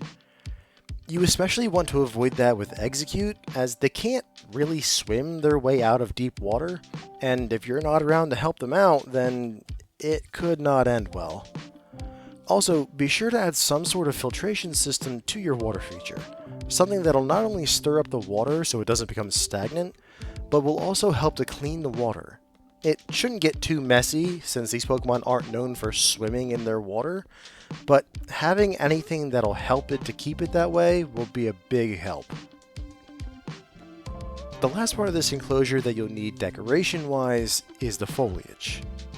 Granted, this is more important to have for Exeggcute as opposed to Exeggutor, but it will help to make the second evolution more comfortable. In the wild, Exeggcutes are a very common prey for flying-type Pokemon. Sure, if they're able to see the threat coming and have enough time to react, then they have the chance to drive the predator off with their psychic powers. But they don't always see them coming. And even if they do, the flying type might be strong enough to push through and still get at the Exeggcute. To that end, Exeggcute spends a lot of its time hiding under the foliage along the ground, using it as cover from prying eyes in the sky. Because they evolved to do this instinctively, only emerging when necessary, if they end up spending a prolonged time in a space where they don't have that cover, it could end up causing them undue amounts of stress. The Pokemon will feel exposed, in danger, and always on edge. Even if you're keeping your Pokemon in the greenhouse setup I detailed earlier, they're still going to get stressed out if you don't give them the foliage they need to hide. This stress could easily lead to your Pokemon becoming overly anxious, it could lead to them becoming sick and needing to go to the Pokemon Center, or it could even lead to them thinking that you're a threat in that situation and staying away from you whenever you enter the enclosure, which I'm assuming you don't want. Your best bet when looking for plants to use are large, wide-leaf plants that stay close to the ground, like ferns. This will give them cover from the sky while also leaving the ground clear enough for an Exeggcute to move around. When it comes to the evolved form, like I said, Exeggutor doesn't need the foliage as much as its pre-evolution did. It's large enough and strong enough now that any flying-type Pokemon that comes after it, even the larger ones, are going to be wary of taking it on. Even still, it does prefer to be near a few plants that it can use to blend in with. After all, it does mimic a palm tree, so that it can use those plants to blend into its environment. Eventually, when and if you expose your Pokemon to a leaf stone, it might be best to take out some of the ferns and replace them with a few palm trees, just to help your Pokemon feel slightly safer in its environment. When it comes to Pokemon that can be housed with your Exeggcute evolution, you definitely want to avoid fire types of all kinds, especially the ones that have open flames or excessive heat coming off their bodies at all times. With how this enclosure is built, you'll either end up with them accidentally burning down the foliage side of the enclosure, or they'll end up having issues with the water and the humidity. As well, anything that is overly predatory is a no-go. Exeggcute make great prey for anything larger than a Growlithe, so putting them together in a confined space is not a good idea. That's not so much a concern for Exeggutor as it is for Exeggcute, but I would still avoid anything that might try to take a bite out of them. Like I said, an Exeggutor, they're fairly strong, and even if they don't end up getting hurt themselves, it might still end up hurting the other Pokemon in retaliation or self-defense. Your best bet here is to add in other grass-type Pokemon, particularly the ones that can handle a warm environment like the one we built for Exeggcute. Bellossom would be a perfect companion for the Exeggcute line, and the Tangela, Cherubi, and Bellsprout lines would all also be decent additions. You can make a decent tropical arboretum out of those species alone, and I should say that these Pokemon do well together with others of their own kind, to an extent. There can be some issues with singular individuals from Exeggcute clutches getting swapped around or causing imbalances among the clutches, but that's more something that we'll cover in the care section of the guide. For now, just know that these Pokemon can be housed with others of their own evolutionary line, so long as you give them the space to tolerate one another. Always remember that the specifications that I give you in these guides are only built for one member of the topic species. And if you want to get more or expand the number of species you'll be housing with them, you'll need to expand the enclosure to accommodate them. Availability. For most regions, these Pokemon are only available where they've been imported and stocked. Which makes sense when you think about it. These Pokemon are very clearly built for warm weather and tropical environments, not the cooler environments of many of the other regions. Dan was actually telling me about a theory that he has about this, about how the Alolan Exeggutor is actually the original version of the Pokemon, and after being brought to the other regions, it adapted to be shorter to conserve energy and nutrition, and thus adapted to the Psychic type as it didn't have the needed energy resources to power its Dragon-type abilities. This can even be corroborated by Alolan natives saying that the Alolan version is how the Pokemon is supposed to be like, and why you most often encounter these Pokemon in artificial environments in other regions. This includes places like the Great Marsh here in Sinnoh, or Blueberry Academy in Unova. They were in the old Kanto Safari Zone before it got moved over to the Johto region, where they're not currently stocked, though that's because they're actually very common in the Johto region. Almost every tree on nearly every route, from Route 28 through 48, has a chance of having these Pokemon sheltering near its roots, as well as a fair number of the cities. Mainland Unova used to have scattered reports of Exeggcute and Exeggutor appearing on Route 18, but they unfortunately haven't been sighted in quite a while, so it's assumed the population there isn't there anymore. Either moved on or died out, unfortunately. Best guess is that this population is from escaped imports from some smuggling operation back when Unova was still closed to foreign imports, and their numbers were just too low to sustain a wild population. As for Kalos, they have a small wild population that exists surrounding Azure Bay and the nearby Route 12, of course, near the water. And of course, you can find these Pokemon in Alola, but we'll cover them later on when we get to the Alolan section of the Pokedex. But when it comes to the Galar, Hoenn, and Paldea regions, they don't have a native population of these Pokemon. So if you decide you want one, you'll either have to go somewhere else to get one, or you'll have to look to the breeding scene. And I should also mention that it's much rarer to find an Exeggutor in the wild as opposed to an Exeggcute. The likelihood of these Pokemon finding a Leaf Stone in the wild is not that high, despite the fact that the Leaf Stones are the most common stones to form. If you are planning on finding an Exeggutor out there, then you may be looking for quite some time. Going back to the breeding scene, it's not terrible, but they also aren't that common out there for people to raise. They're more popular for people who want to have something along the lines of the Arboretum idea I mentioned in the enclosure section, or trainers who want an easy-to-care-for Psychic type that they can add to their teams. For the average person like you and I, there isn't too much demand for these Pokemon.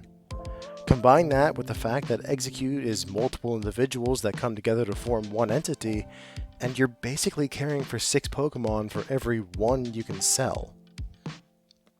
So, if you want an Exeggcute, then you may have a harder time finding a breeder for it than if you were looking for a more conventional grass type.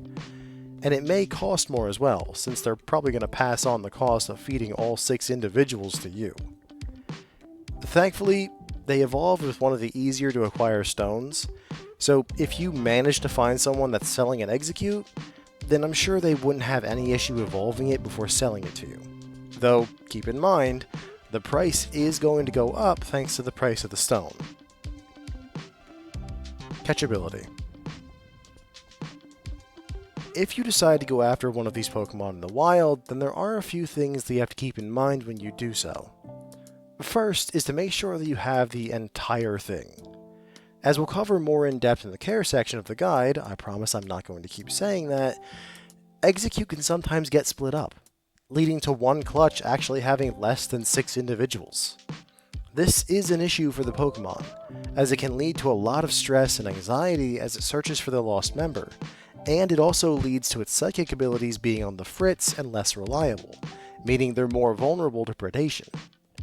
If the missing member is far enough away from the group, then it can lead to not being caught alongside its siblings, and therefore you have permanently locked it into a state of panic and stress, which I'm sure we can all agree is a terrible fate to have. Aside from that possibility, you also have to be careful when it comes to those psychic abilities. Thankfully, Exegcute's abilities aren't the kind that lead to physical manipulation like with the Aber line, but more of the mental and emotional manipulation, kind of like the Drowzee line. Their psychic abilities are more for linking together the members of their clutch or the different heads of an Exeggutor. They also use them to scan their environments and can tell through the detection of emotions of the creatures around them what is nearby and what their intentions are. This is how they can tell when a predator is hunting them and when it's best to hide away. It's only when running or hiding is not an option that these Pokemon actually turn to attack and defend themselves. Your best bet when hunting down one of these Pokemon is to try to spot them from a distance and then move quick and fast. If you move fast enough before they can react, then you may be able to catch them before they can sense your presence. Funny enough, this propensity for running instead of fighting is the exact reason they get stalked in places like the Great Marsh and the old Safari Zone. There was very little risk to someone who wasn't being a complete idiot around the Pokemon. Then again, they did stalk Pokemon like Rhyhorn, Carnivine, and Skorupi, so maybe the people running those places weren't that concerned with safety after all. Anyway, if you decide you want to hunt for an Exeggutor, then it'll be easier to spot and track than their pre-evolutions, but again, they're stronger. If they turn to fight, then you'll have a harder battle on your hands. Of course, if you decide you want to get one of these Pokemon outside of a Safari Zone, then you should also be equipped with a Pokemon of your own to protect you in the off chance these Pokemon do turn to fight. Your best bets are Fire types or Dark types, as they'll be best able to shrug off any blows these Pokemon throw at them. Funny enough, I guess that makes my very own Booster the perfect Pokemon for hunting these guys down. Cool. If you do manage to get the drop on them, then I'd say your best bet is using a Quick Ball. But if that fails and you have to use something else after the Pokemon's guard is up, then a Great Ball will be best for Exeggcute and an Ultra Ball for an Exeggutor. Care. And now we finally circle back to a few things that I mentioned before in the guide, like the food situation for these guys. Thanks to their partial grass typing, they're able to photosynthesize like many of the grass types we've talked about before. You just have to make sure they have ready access to sunlight and can rest there for a while. This has a nice benefit of cutting the amount of food you have to give them over the course of a day. As for what you actually have to feed them, it's going to change based on what evolution stage you're talking about. With Exeggcute, their whole goal is to build up enough nutrients to be able to evolve. And to that end, they mainly consume nutrient-rich soil. Yeah, Exeggcute eats dirt. Now, you can of course allow them to eat chunks out of the enclosure, certainly, but that also comes with a few issues. One is that the soil may not be the best, especially if you have real plants growing in the enclosure. Those plants are going to be pulling nutrients out of the soil, so in reality, the very plants that you planted to help your Pokemon feel safe are going to be competing with them. Also, it's really going to get annoying to constantly find and fill in all the holes that your Pokemon is going to be making by eating small bits and pieces here and there. To combat these issues, it would be best if you feed Exeggcute some separate soil in a dish. By doing this, you can not only be sure that the soil is going to be full of good nutrients for your Pokemon, but you can also train your Pokemon to always come to one spot to feed. That way they aren't snacking and leaving small holes all throughout your enclosure. Just be sure that the dish is big enough for all the members of the Pokemon to be able to eat at once. They can get kinda cranky if some of them are eating and the rest don't get any food. Finding some good soil for these guys also won't be too hard to do. You can buy massive bags of the stuff from any hardware store. Remember that you want to buy soil that is rated for tropical plants, as that'll be the best for an Exeggcute. When looking at its evolution Exeggutor, then things change a bit.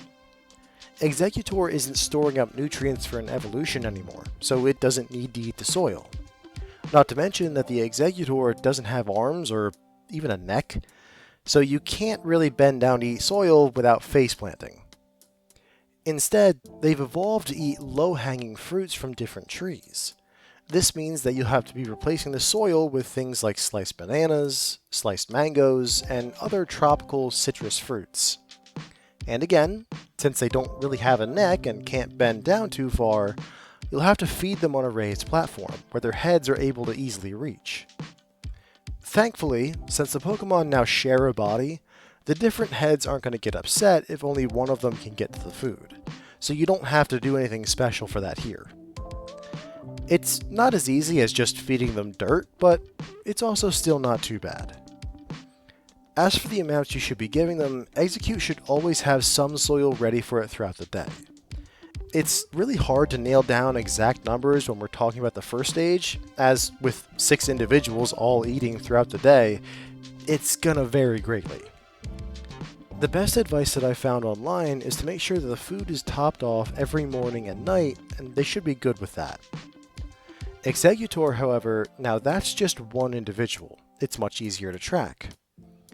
You'll be feeding your Exeggutor twice a day, morning and night, and giving them about 2 pounds of fruit per feeding. That may seem low for a Pokemon of this size, but remember, they are very sedentary, so they aren't spending that much energy just moving around, and they also get a good amount of nutrition through photosynthesis. One thing that we haven't talked about very much in this guide is the psychic side of these Pokemon. Like I mentioned in the catchability section of the guide, these Pokemon use their psychic abilities to mainly sense the other individuals and any other creatures that are around them. While this is a main defense mechanism for them, it can also be used to help them get used to you being around. Especially with Exeggcute, these Pokemon are going to be very wary of you being near them. They aren't a very social species outside of their own cluster. But so long as you're patient, friendly, and have positive intentions toward them, they will eventually get used to you being around them and even come up to you when you enter their enclosure. Start off by just existing in the same space as them, showing them you can just be around and you aren't going to hurt them. Then, as they start getting used to your presence, start to actually interact with them.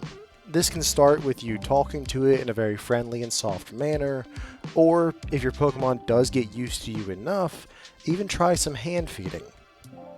Unfortunately, you'll never reach the point where you can cuddle them or pick them up without them freaking out, but you can get to the point where they can enjoy your company and hang out with you inside their enclosure.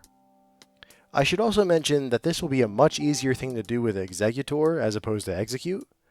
The later evolution is just a much more laid-back personality and less anxious about predators overall. Before we move on to the cost section of the guide, I do want to talk about a few biological quirks that these Pokemon have. One is the cracks that frequently appear on Exeggcute as they grow in age. There's a myth out there that says that Exeggcute gets cracks as they grow, and when they have a bunch of cracks all over them, that means they're ready to evolve. This isn't true. One, these Pokemon evolve through stone evolution, so there are plenty of Exeggcute all over the world that never find a stone and therefore never evolve. There simply isn't a ready-to-evolve state for these Pokemon. Instead, the cracks are made from either the Pokemon growing, and therefore having to break or crack its outer shell to make room for the newer one underneath, or it's a result of damage. If you happen to find that one of your Exeggcute members has a crack in it, then keep an eye on it and watch and see if it cracks through its older shell and has a newer one underneath. It shouldn't take longer than a couple days, a week at most, for this to happen. If, after that week, the Pokemon is still cracked, then it's most likely from damage, and at that point, I would take it to the Pokemon Center to get checked out. It may be nothing, and will most likely vanish with the next shedding, but it's always best to be sure. Another thing to keep an eye on is Exeggutor's heads. I haven't mentioned this before, but while its heads do communicate with each other with their psychic abilities, they are still each an individual head. And when the Pokemon gets excited, they all try to scream or talk at the same time. So if your Pokemon starts to make a ton of noise, then don't worry about it too much. No, what might cause you to worry is if one of your Pokemon's heads falls off. Yeah, their heads can just fall off and fall to the ground, it's nuts. This mainly happens as the Pokemon ages. One of the heads may end up getting too large or too heavy for the body to sustain, and the head will just fall off. Fear not, they aren't dead, but these heads are in fact an auxiliary form of reproduction, though not a very effective one.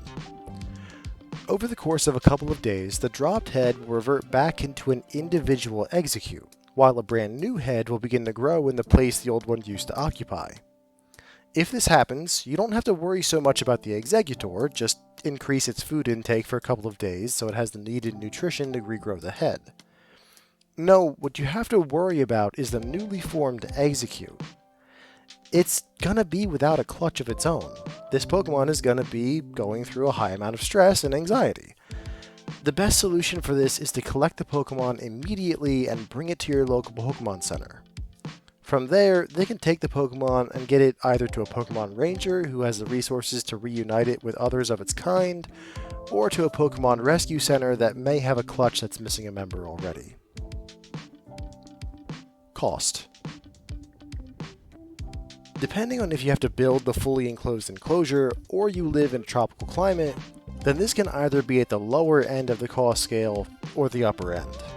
Then you also have to factor in the water feature you'll probably need to install, all the foliage and plants you'll have to plant, and even the need to redo the soil if you don't have the right mixture, and you're probably going to be looking at the high end of the moderate category, or the very high category if you need to build the building as well.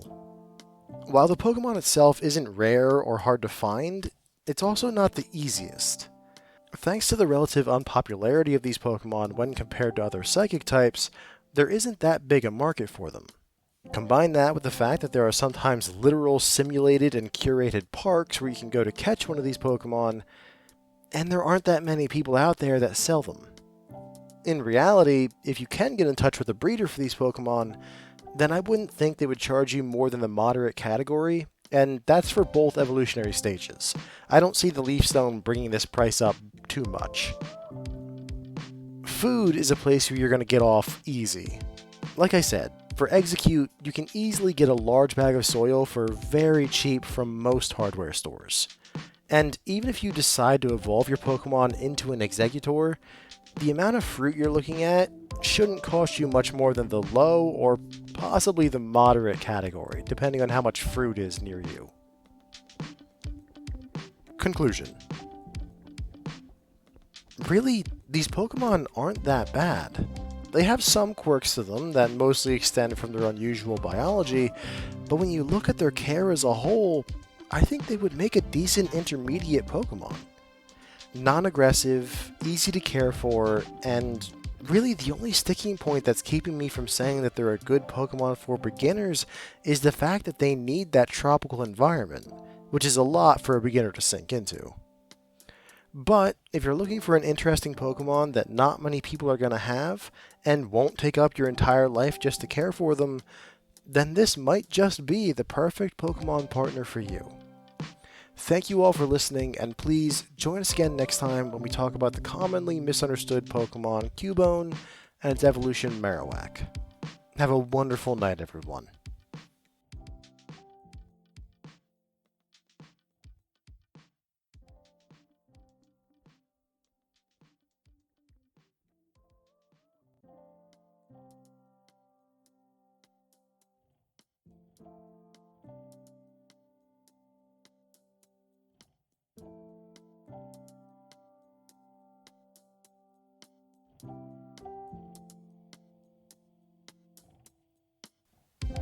Throughout this series so far, I've constantly talked about how the facts presented in the Pokédex aren't exactly accurate a lot of the time.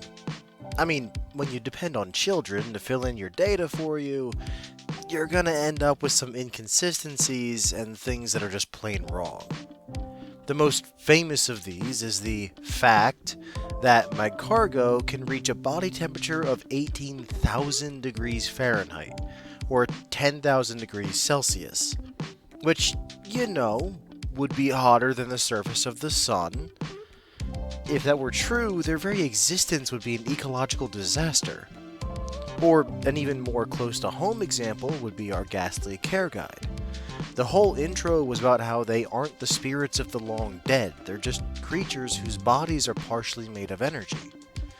Needless to say, and I'm sure Dan is screaming this at the screen of his phone right now listening to this, the Pokédex needs to be reviewed by actual scientists, and all these misconceptions that are labeled as facts corrected. And the reason that I bring this up is because the reputation of our current subject of discussion has been deeply affected by false information in the Pokédex. Hello everyone, and welcome to the Pokemon Care Guides, where we go through how you would raise and care for different Pokemon species in your own home. Today, we'll be talking about the bone Pokemon Cubone and its evolution Marowak. Cubone is a small, bipedal, reptilian Pokemon, standing just over 1 foot tall, or 0.4 meters, and weighing an average of 14.3 pounds, or 6.5 kilograms. It has a tan body with 2 arms and 2 legs, along with a short tail. Its belly is also a lighter cream color than the rest of its body. Now, let's address the Cufant in the room. It's not the skull of its mother that Cubone wears. That's not even realistically possible for the species to continue. If it takes 2 Marowak to make a Cubone, and the mother has to pass on every single time, then you would only get 1 Cubone out of the mating of 2 Marowak. And if that one baby is a male, then that genetic line ends if it doesn't find another female. Numbers-wise, they would be extinct within maybe a dozen generations, if not less. The whole rumor thing about Cubone wearing the skull of its mother is a freak convergence of the facts that when the first Kanto Pokédex was being written, we didn't understand how Pokemon breeding worked yet. And Cubone, by nature, are very solitary, even at a young age. And the fact that their cry and the sounds they make just so happen to sound a lot like the sad sounds humans make, well, it kind of combined into the fact that its mother's died. Instead, the skull on Cubone's head is actually its own bones.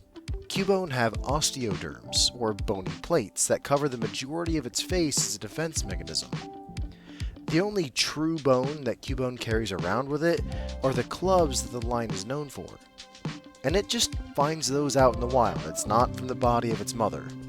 At least it's not necessarily from the body of its mother. I'm sure there's some instances where it unfortunately was, but that's the exception, not the rule.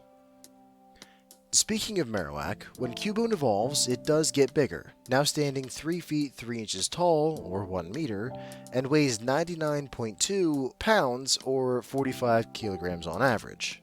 It keeps the same general body plan as Cubone, with the bipedal reptilian body that's a mixture of tan and cream. The osteoderms on its head now grow and harden together, forming what seems to be a solid helmet of bone around its head.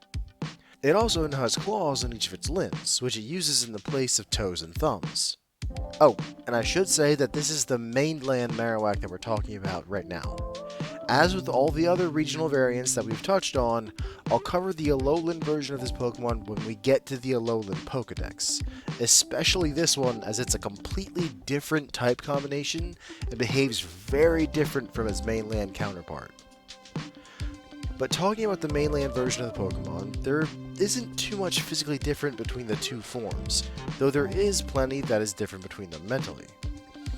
If that interests you, or you're just surprised by the fact that it's not wearing the bones of its deceased family, then please continue listening, and you might just find out that these Pokemon are the perfect Pokemon partners for you. Enclosure. The thing about the enclosure for these Pokemon is that they are often found in mountainous or rocky environments like caves. But, as far as I can tell, that's less for a biological or ecological reason, and more because those environments offer something that these Pokemon want. For Cubone, it likes those places because those are where it can find the most solitude, as these Pokemon dislike a lot of social interaction with other Pokemon or people. Marowak, however, likes the mountains and rocky environments because they provide a challenge to survive in. It's almost like Marowak tends to have the same mindset that a lot of fighting-type Pokemon have. But aside from those reasons, there really isn't a specific need to have these guys in a fully mountainous or rocky environment. That's not to say that we aren't going to make accommodations for them, we certainly are. It's just that we won't be doing what we did for the Charizard line and terraforming the entire enclosure to accommodate them. Instead, what we're going to be making is something more along the lines of the Geodude enclosure, keeping them in your backyard with a few elements that'll make them feel more at home. For example, shelter will be a big thing for them. As ground types, they aren't going to be a big fan of rain or snow, or the cold in general, so you'll need to provide them with a warmer area that they can use to escape the elements. To this end, you have a few options. One is that you can have a fake cave installed somewhere in their enclosure. This has the benefit of being the most natural option for these guys, as it's what they would use in the wild. If you do this, be sure that the opening is large enough to accommodate a fully grown Marowak standing up. As well, you should have the cave turning a few feet inside so that it forms almost an uppercase L shape. This will not only act as another layer of protection from any harsh weather, but the turn will also help to keep the heat in slightly. The only downside to this form of shelter is that it can be hard to heat with the larger opening, and getting in there to clean it can be a real pain, especially in winter when this Pokemon is spending most of their time in there. Your other option, one that I think would be a better idea personally, is to use something along the lines of a shed or a pre-built Pokemon house. While it isn't close to their natural environment as the false cave will be, it will be easier for you to heat if you have a cold season where you live, and it'll be much easier for you to clean. Not to mention that you can decorate it and add in certain features that you wouldn't be able to do with the cave, like install windows and the such. If you do go with this method, then you'll be looking at something about 15 feet, 4.5 meters, on all sides for a Cubone, or 25 feet, 7.5 meters, on all sides for a Marowak. You'll also have to install a Pokemon door somewhere in the building, as it won't be able to use the human door that'll be there for you to use. As for the rest of the enclosure, you can really just use your own grass yard for this, so long as you keep the grass cut low. Since they tend to grow up on mountainsides or in caves, the most vegetation that they get are mosses or that tough, squat crabgrass that grows in those rocky, hard areas. If you let your yard get too tall and wild, then they're not going to be happy with it and will start to spend more and more of their time inside their shelter until you cut it. Though, one thing that you will have to have are some large rocks or boulders scattered throughout the enclosure for different reasons. Not only will climbing up and down these rocks help to simulate their natural environment and even out their muscular development, but each evolution also has its own reasons for needing a couple large rocks around. Cubone, despite not being a nocturnal Pokemon, likes to look up at the moon and cry. That's cry as in make a lot of noise, not cry as in I'm sad, there are tears leaking from my eyes. This is one of the many things that perpetuate the myth of these Pokemon being little depressed orphans. Their cries do sound remarkably like crying, so I can understand the initial confusion. But I don't understand how the myth has continued all these years. Anyway, getting back to the rocks, when Cubone cries to the moon, they like to do so from as tall a spot as they can realistically reach, which is where the rocks come in. Cubone will use these rocks as its perch while it does this. Marowak, however, stops the behavior of crying at the moon, and instead uses the rocks to test out its combat abilities with its bone club. You'll often see your Marowak whacking away at these rocks over the course of the day, just let them have at it. Not only is it good for their physical development, but also for their mental development.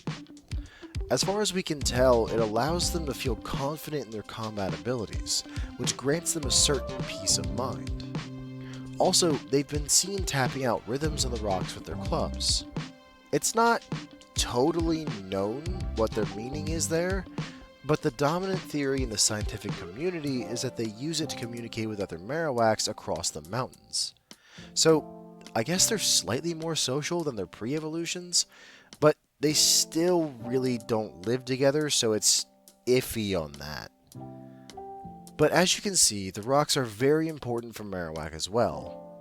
Aside from that, you really just need a way to keep them in their enclosure. A fence might work, especially for a Cubone, but it might be hard-pressed to contain a Marowak, if they really decide they want to test their club abilities on the fence. It might be best for you to get large stone blocks that you can use to build a stone wall around their enclosure. This will definitely be sturdy enough to handle both evolutions, but another positive is that by doing so, you provide your Marowak with another place where they can safely swing their club without you having to worry about them breaking out of their enclosure. As for how big the entire enclosure needs to be, you'll be looking at about 50 feet by 50 feet for a Cubone, which is 15¼ meters, and about double that for Marowak, so 100 feet on all sides or 30½ meters. Lastly, there aren't that many Pokemon that you could house with these guys. Cubone and Marowak are inherently solitary Pokemon, and Marowak even is slightly territorial towards others. There are, of course, certain types that you should avoid, like water or ice types. Grass types could also be a problem, but for that you'll have to use your own discretion. Some of them can be good companions for the Cubone line, but there are also some that can be rather aggressive. I suppose that other mountain biome Pokemon might be able to work with them, like the Geodude line, but that's more, I'm okay existing in the same space as you, instead of really living together and getting along. Plus, Cubone might not be fast enough to get out of their way if they start rolling around. In reality, your best bet is just keep your Pokemon in its own enclosure, or make the enclosure large enough that your Cubone evolution won't have to really interact with much of its roommates. I should make a special mention of the Voltorb line here while I'm doing this. If, for some reason, you decide to house any of the two evolutionary lines together, you're gonna have a problem. Mandibuzz prey on Cubone in the wild pretty heavily, to the point where Marowak have an especial grudge against them. Putting any of these natural enemies together in one enclosure is just gonna lead to one of your Pokemon getting hurt pretty seriously, or worse. Make sure you never put the Voltorb line and the Cubone line together for their safety and possibly yours. Availability. The Cubone line appears very infrequently in the wild. I'm assuming because of the need for a more mountainous habitat and the fact that they're such a solitary species. I mean, if you spend the majority of your life alone, then your population isn't really going to explode very easily now, is it? This leads to them showing up in small, isolated pockets, like in the Glittering Cave in Kalos. Even in Kanto, the place where these Pokemon are most well known, they only show up in 4 separate places: Rock Tunnel, Victory Road, Cerulean Cave, and the Savalt Canyon on Seven Island in the Sevi Islands, which isn't an area of the world that we mention very often in these guides. They used to appear in the Pokemon Tower in Lavender Town as well, which does make sense. The place was very dark and somber, and the only people that regularly visited the area were the caretakers. It was almost like a cave system in and of itself, and with it being so close to Rock Tunnel, it makes sense that the Cubone line would settle there, despite the Ghost-type Pokemon inhabiting it. Ever since it was changed to the Kanto Radio Tower, though, they no longer show up there. I'm assuming they simply relocated them north to the Rock Tunnel. Outside of Kanto, they also show up in the Warm-Up Tunnel on the Isle of Armor in Galar, and of course in the Wayla Volcano Park in Alola, though you'll only find a lowland Marowak there instead of mainland Marowak.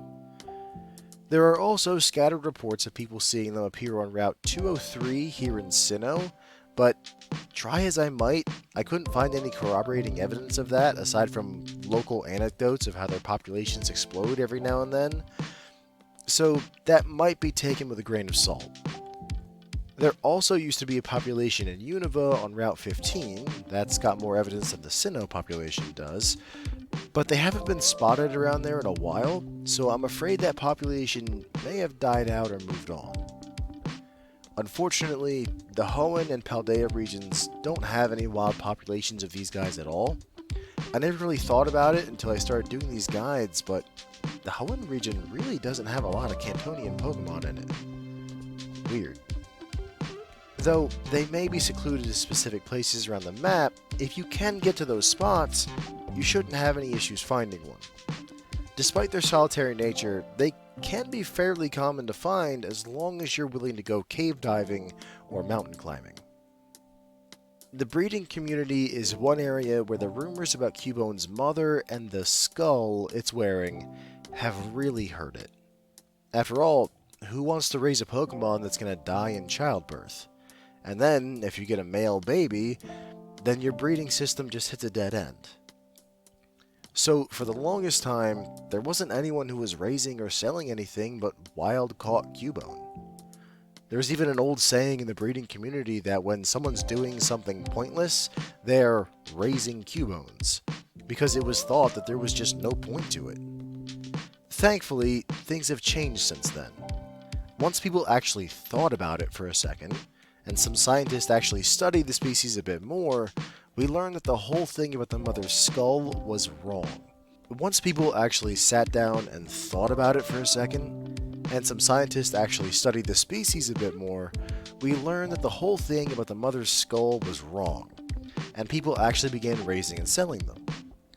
These days, they still aren't that common in the breeding circuit, mostly thanks to the old ideas that are still hanging around, but also because of the amount of space that having a colony of Cubone and Marowak need. If you are really interested, you should be able to find someone that's breeding them. You'll just have to put in the work to find them. I'll discuss the issues with pricing in the breeding scene later on in the cost section though. Catchability. Once you find these Pokemon, the catching experience is really going to depend on which evolution you're hunting down. Cubone will be an easier catch, but a more slippery one, as they're going to run from you as soon as they think of you as a threat. Marowak, though, they're going to put up much more of a fight to defend themselves. Of course, you should bring a Pokemon with you no matter what you're doing, but if you are specifically hunting for Marowak, then you should be sure to bring a strong water, ice, or grass type with you to defend yourself. As well, since you'll be spelunking a cave system or climbing up a mountain to get to them, be sure to pack accordingly. Camping gear, lights, batteries for things like your phone and your flashlights, and be sure to tell at least one person where you're going and when to expect you back. There are a lot more dangerous Pokemon out there than the Cubone line, and you should always prepare to meet one of them. No Pokemon is worth going missing in the mountains and becoming a statistic.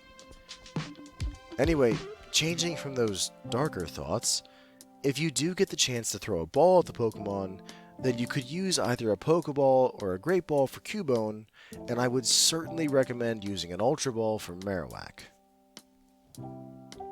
Care. Before we get into anything else, we should take a look at how you're going to be interacting with these Pokemon and how you're going to get through that more solitary nature. Let's just start with the fact that these Pokemon are rarely, if ever, going to be the ones that are really in your face or running up to meet you.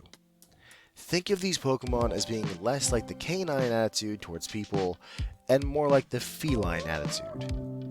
That very aloof, detached personality that is okay with you being around, but could function just as well without you. Also, this training and bonding experience is going to be harder and much longer with a Marowak as opposed to a Cubone. They've been on their own for a much longer time, and are now used to not having anything or anyone else around them. Not to mention that they are much more likely to take a swing at anything that bothers them with that bone club than their pre-evolution is. If you do end up getting the later evolution over the earlier evolution, then always take that into account. And I will say that bonding and becoming friends with a Cubone means that when they evolve into a Marowak, they'll be a lot friendlier to you from the jump. which is a bonus point to having a Pokemon through both forms. The first step on the path to getting through that tough exterior is food. As we've done with many guides before this, we're going to be using food to help make the first inroads on bonding. Initially, we're going to be just bringing food out to them. Don't try to force any interaction at this point. A Cubone is much more likely to never come near the food while you're there, and a Marowak might just take the food and run, or it could try to drive you off from the food, thinking of you as more of a rival. For the beginning here, we are just bringing the food in, making sure that the Pokemon sees you placing the food down, as well as sees you heading out of the enclosure.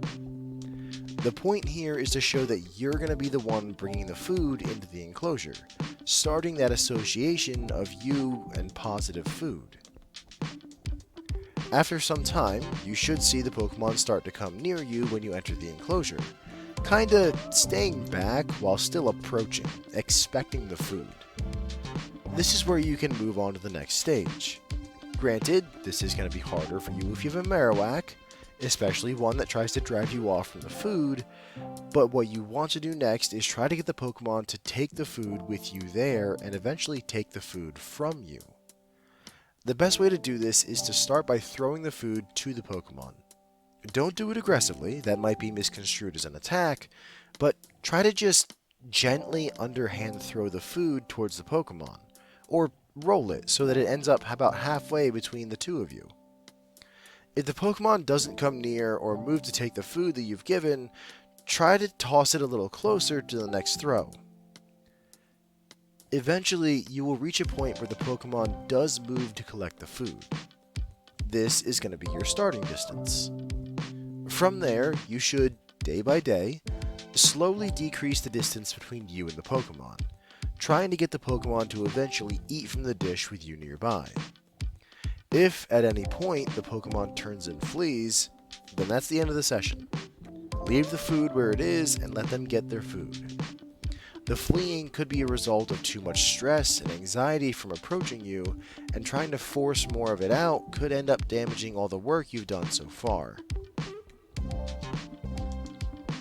Eventually, after a lot of work and time, the Pokemon should be able to eat while you're there next to it, and even take food from your hand.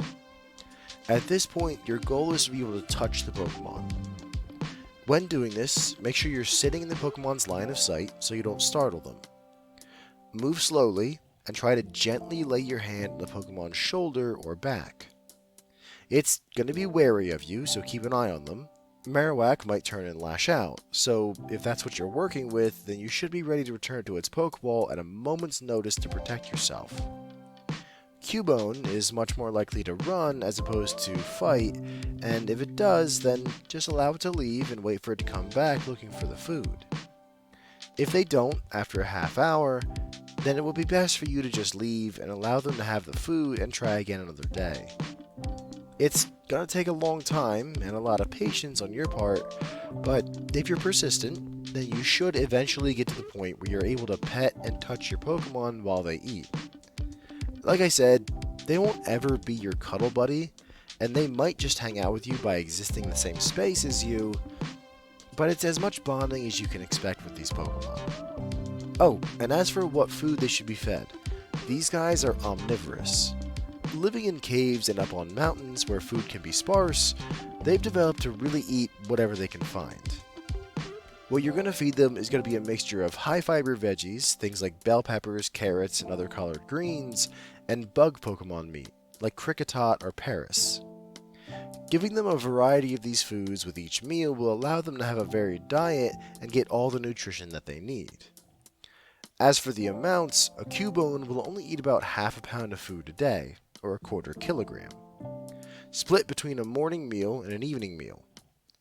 Marowak, being much bigger than its pre-evolution, will eat about 3 times that, at 1.5 pounds of food a day, or 3/4 of a kilogram. Each meal should be equally split between the meat and the veggies. A special mention should be given that you also want to dust their food with some calcium powder to help keep the bony plates on their face strong and healthy. Speaking of bones, there are a few things that you have to do for these Pokemon in regards to them. One is that you should bathe and clean the faceplates for the Pokemon. This isn't something that is overly important, as your Pokemon will care for itself for the most part, and you won't even be able to try this until the Pokemon is fully comfortable with your presence and with you touching it.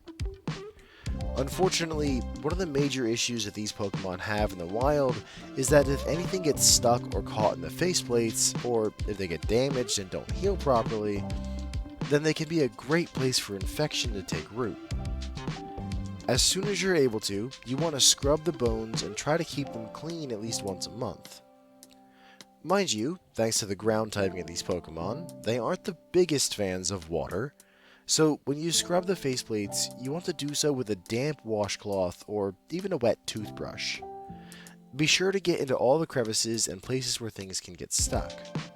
This is especially important for Cubone since their plates aren't solid and together as Marowaks are.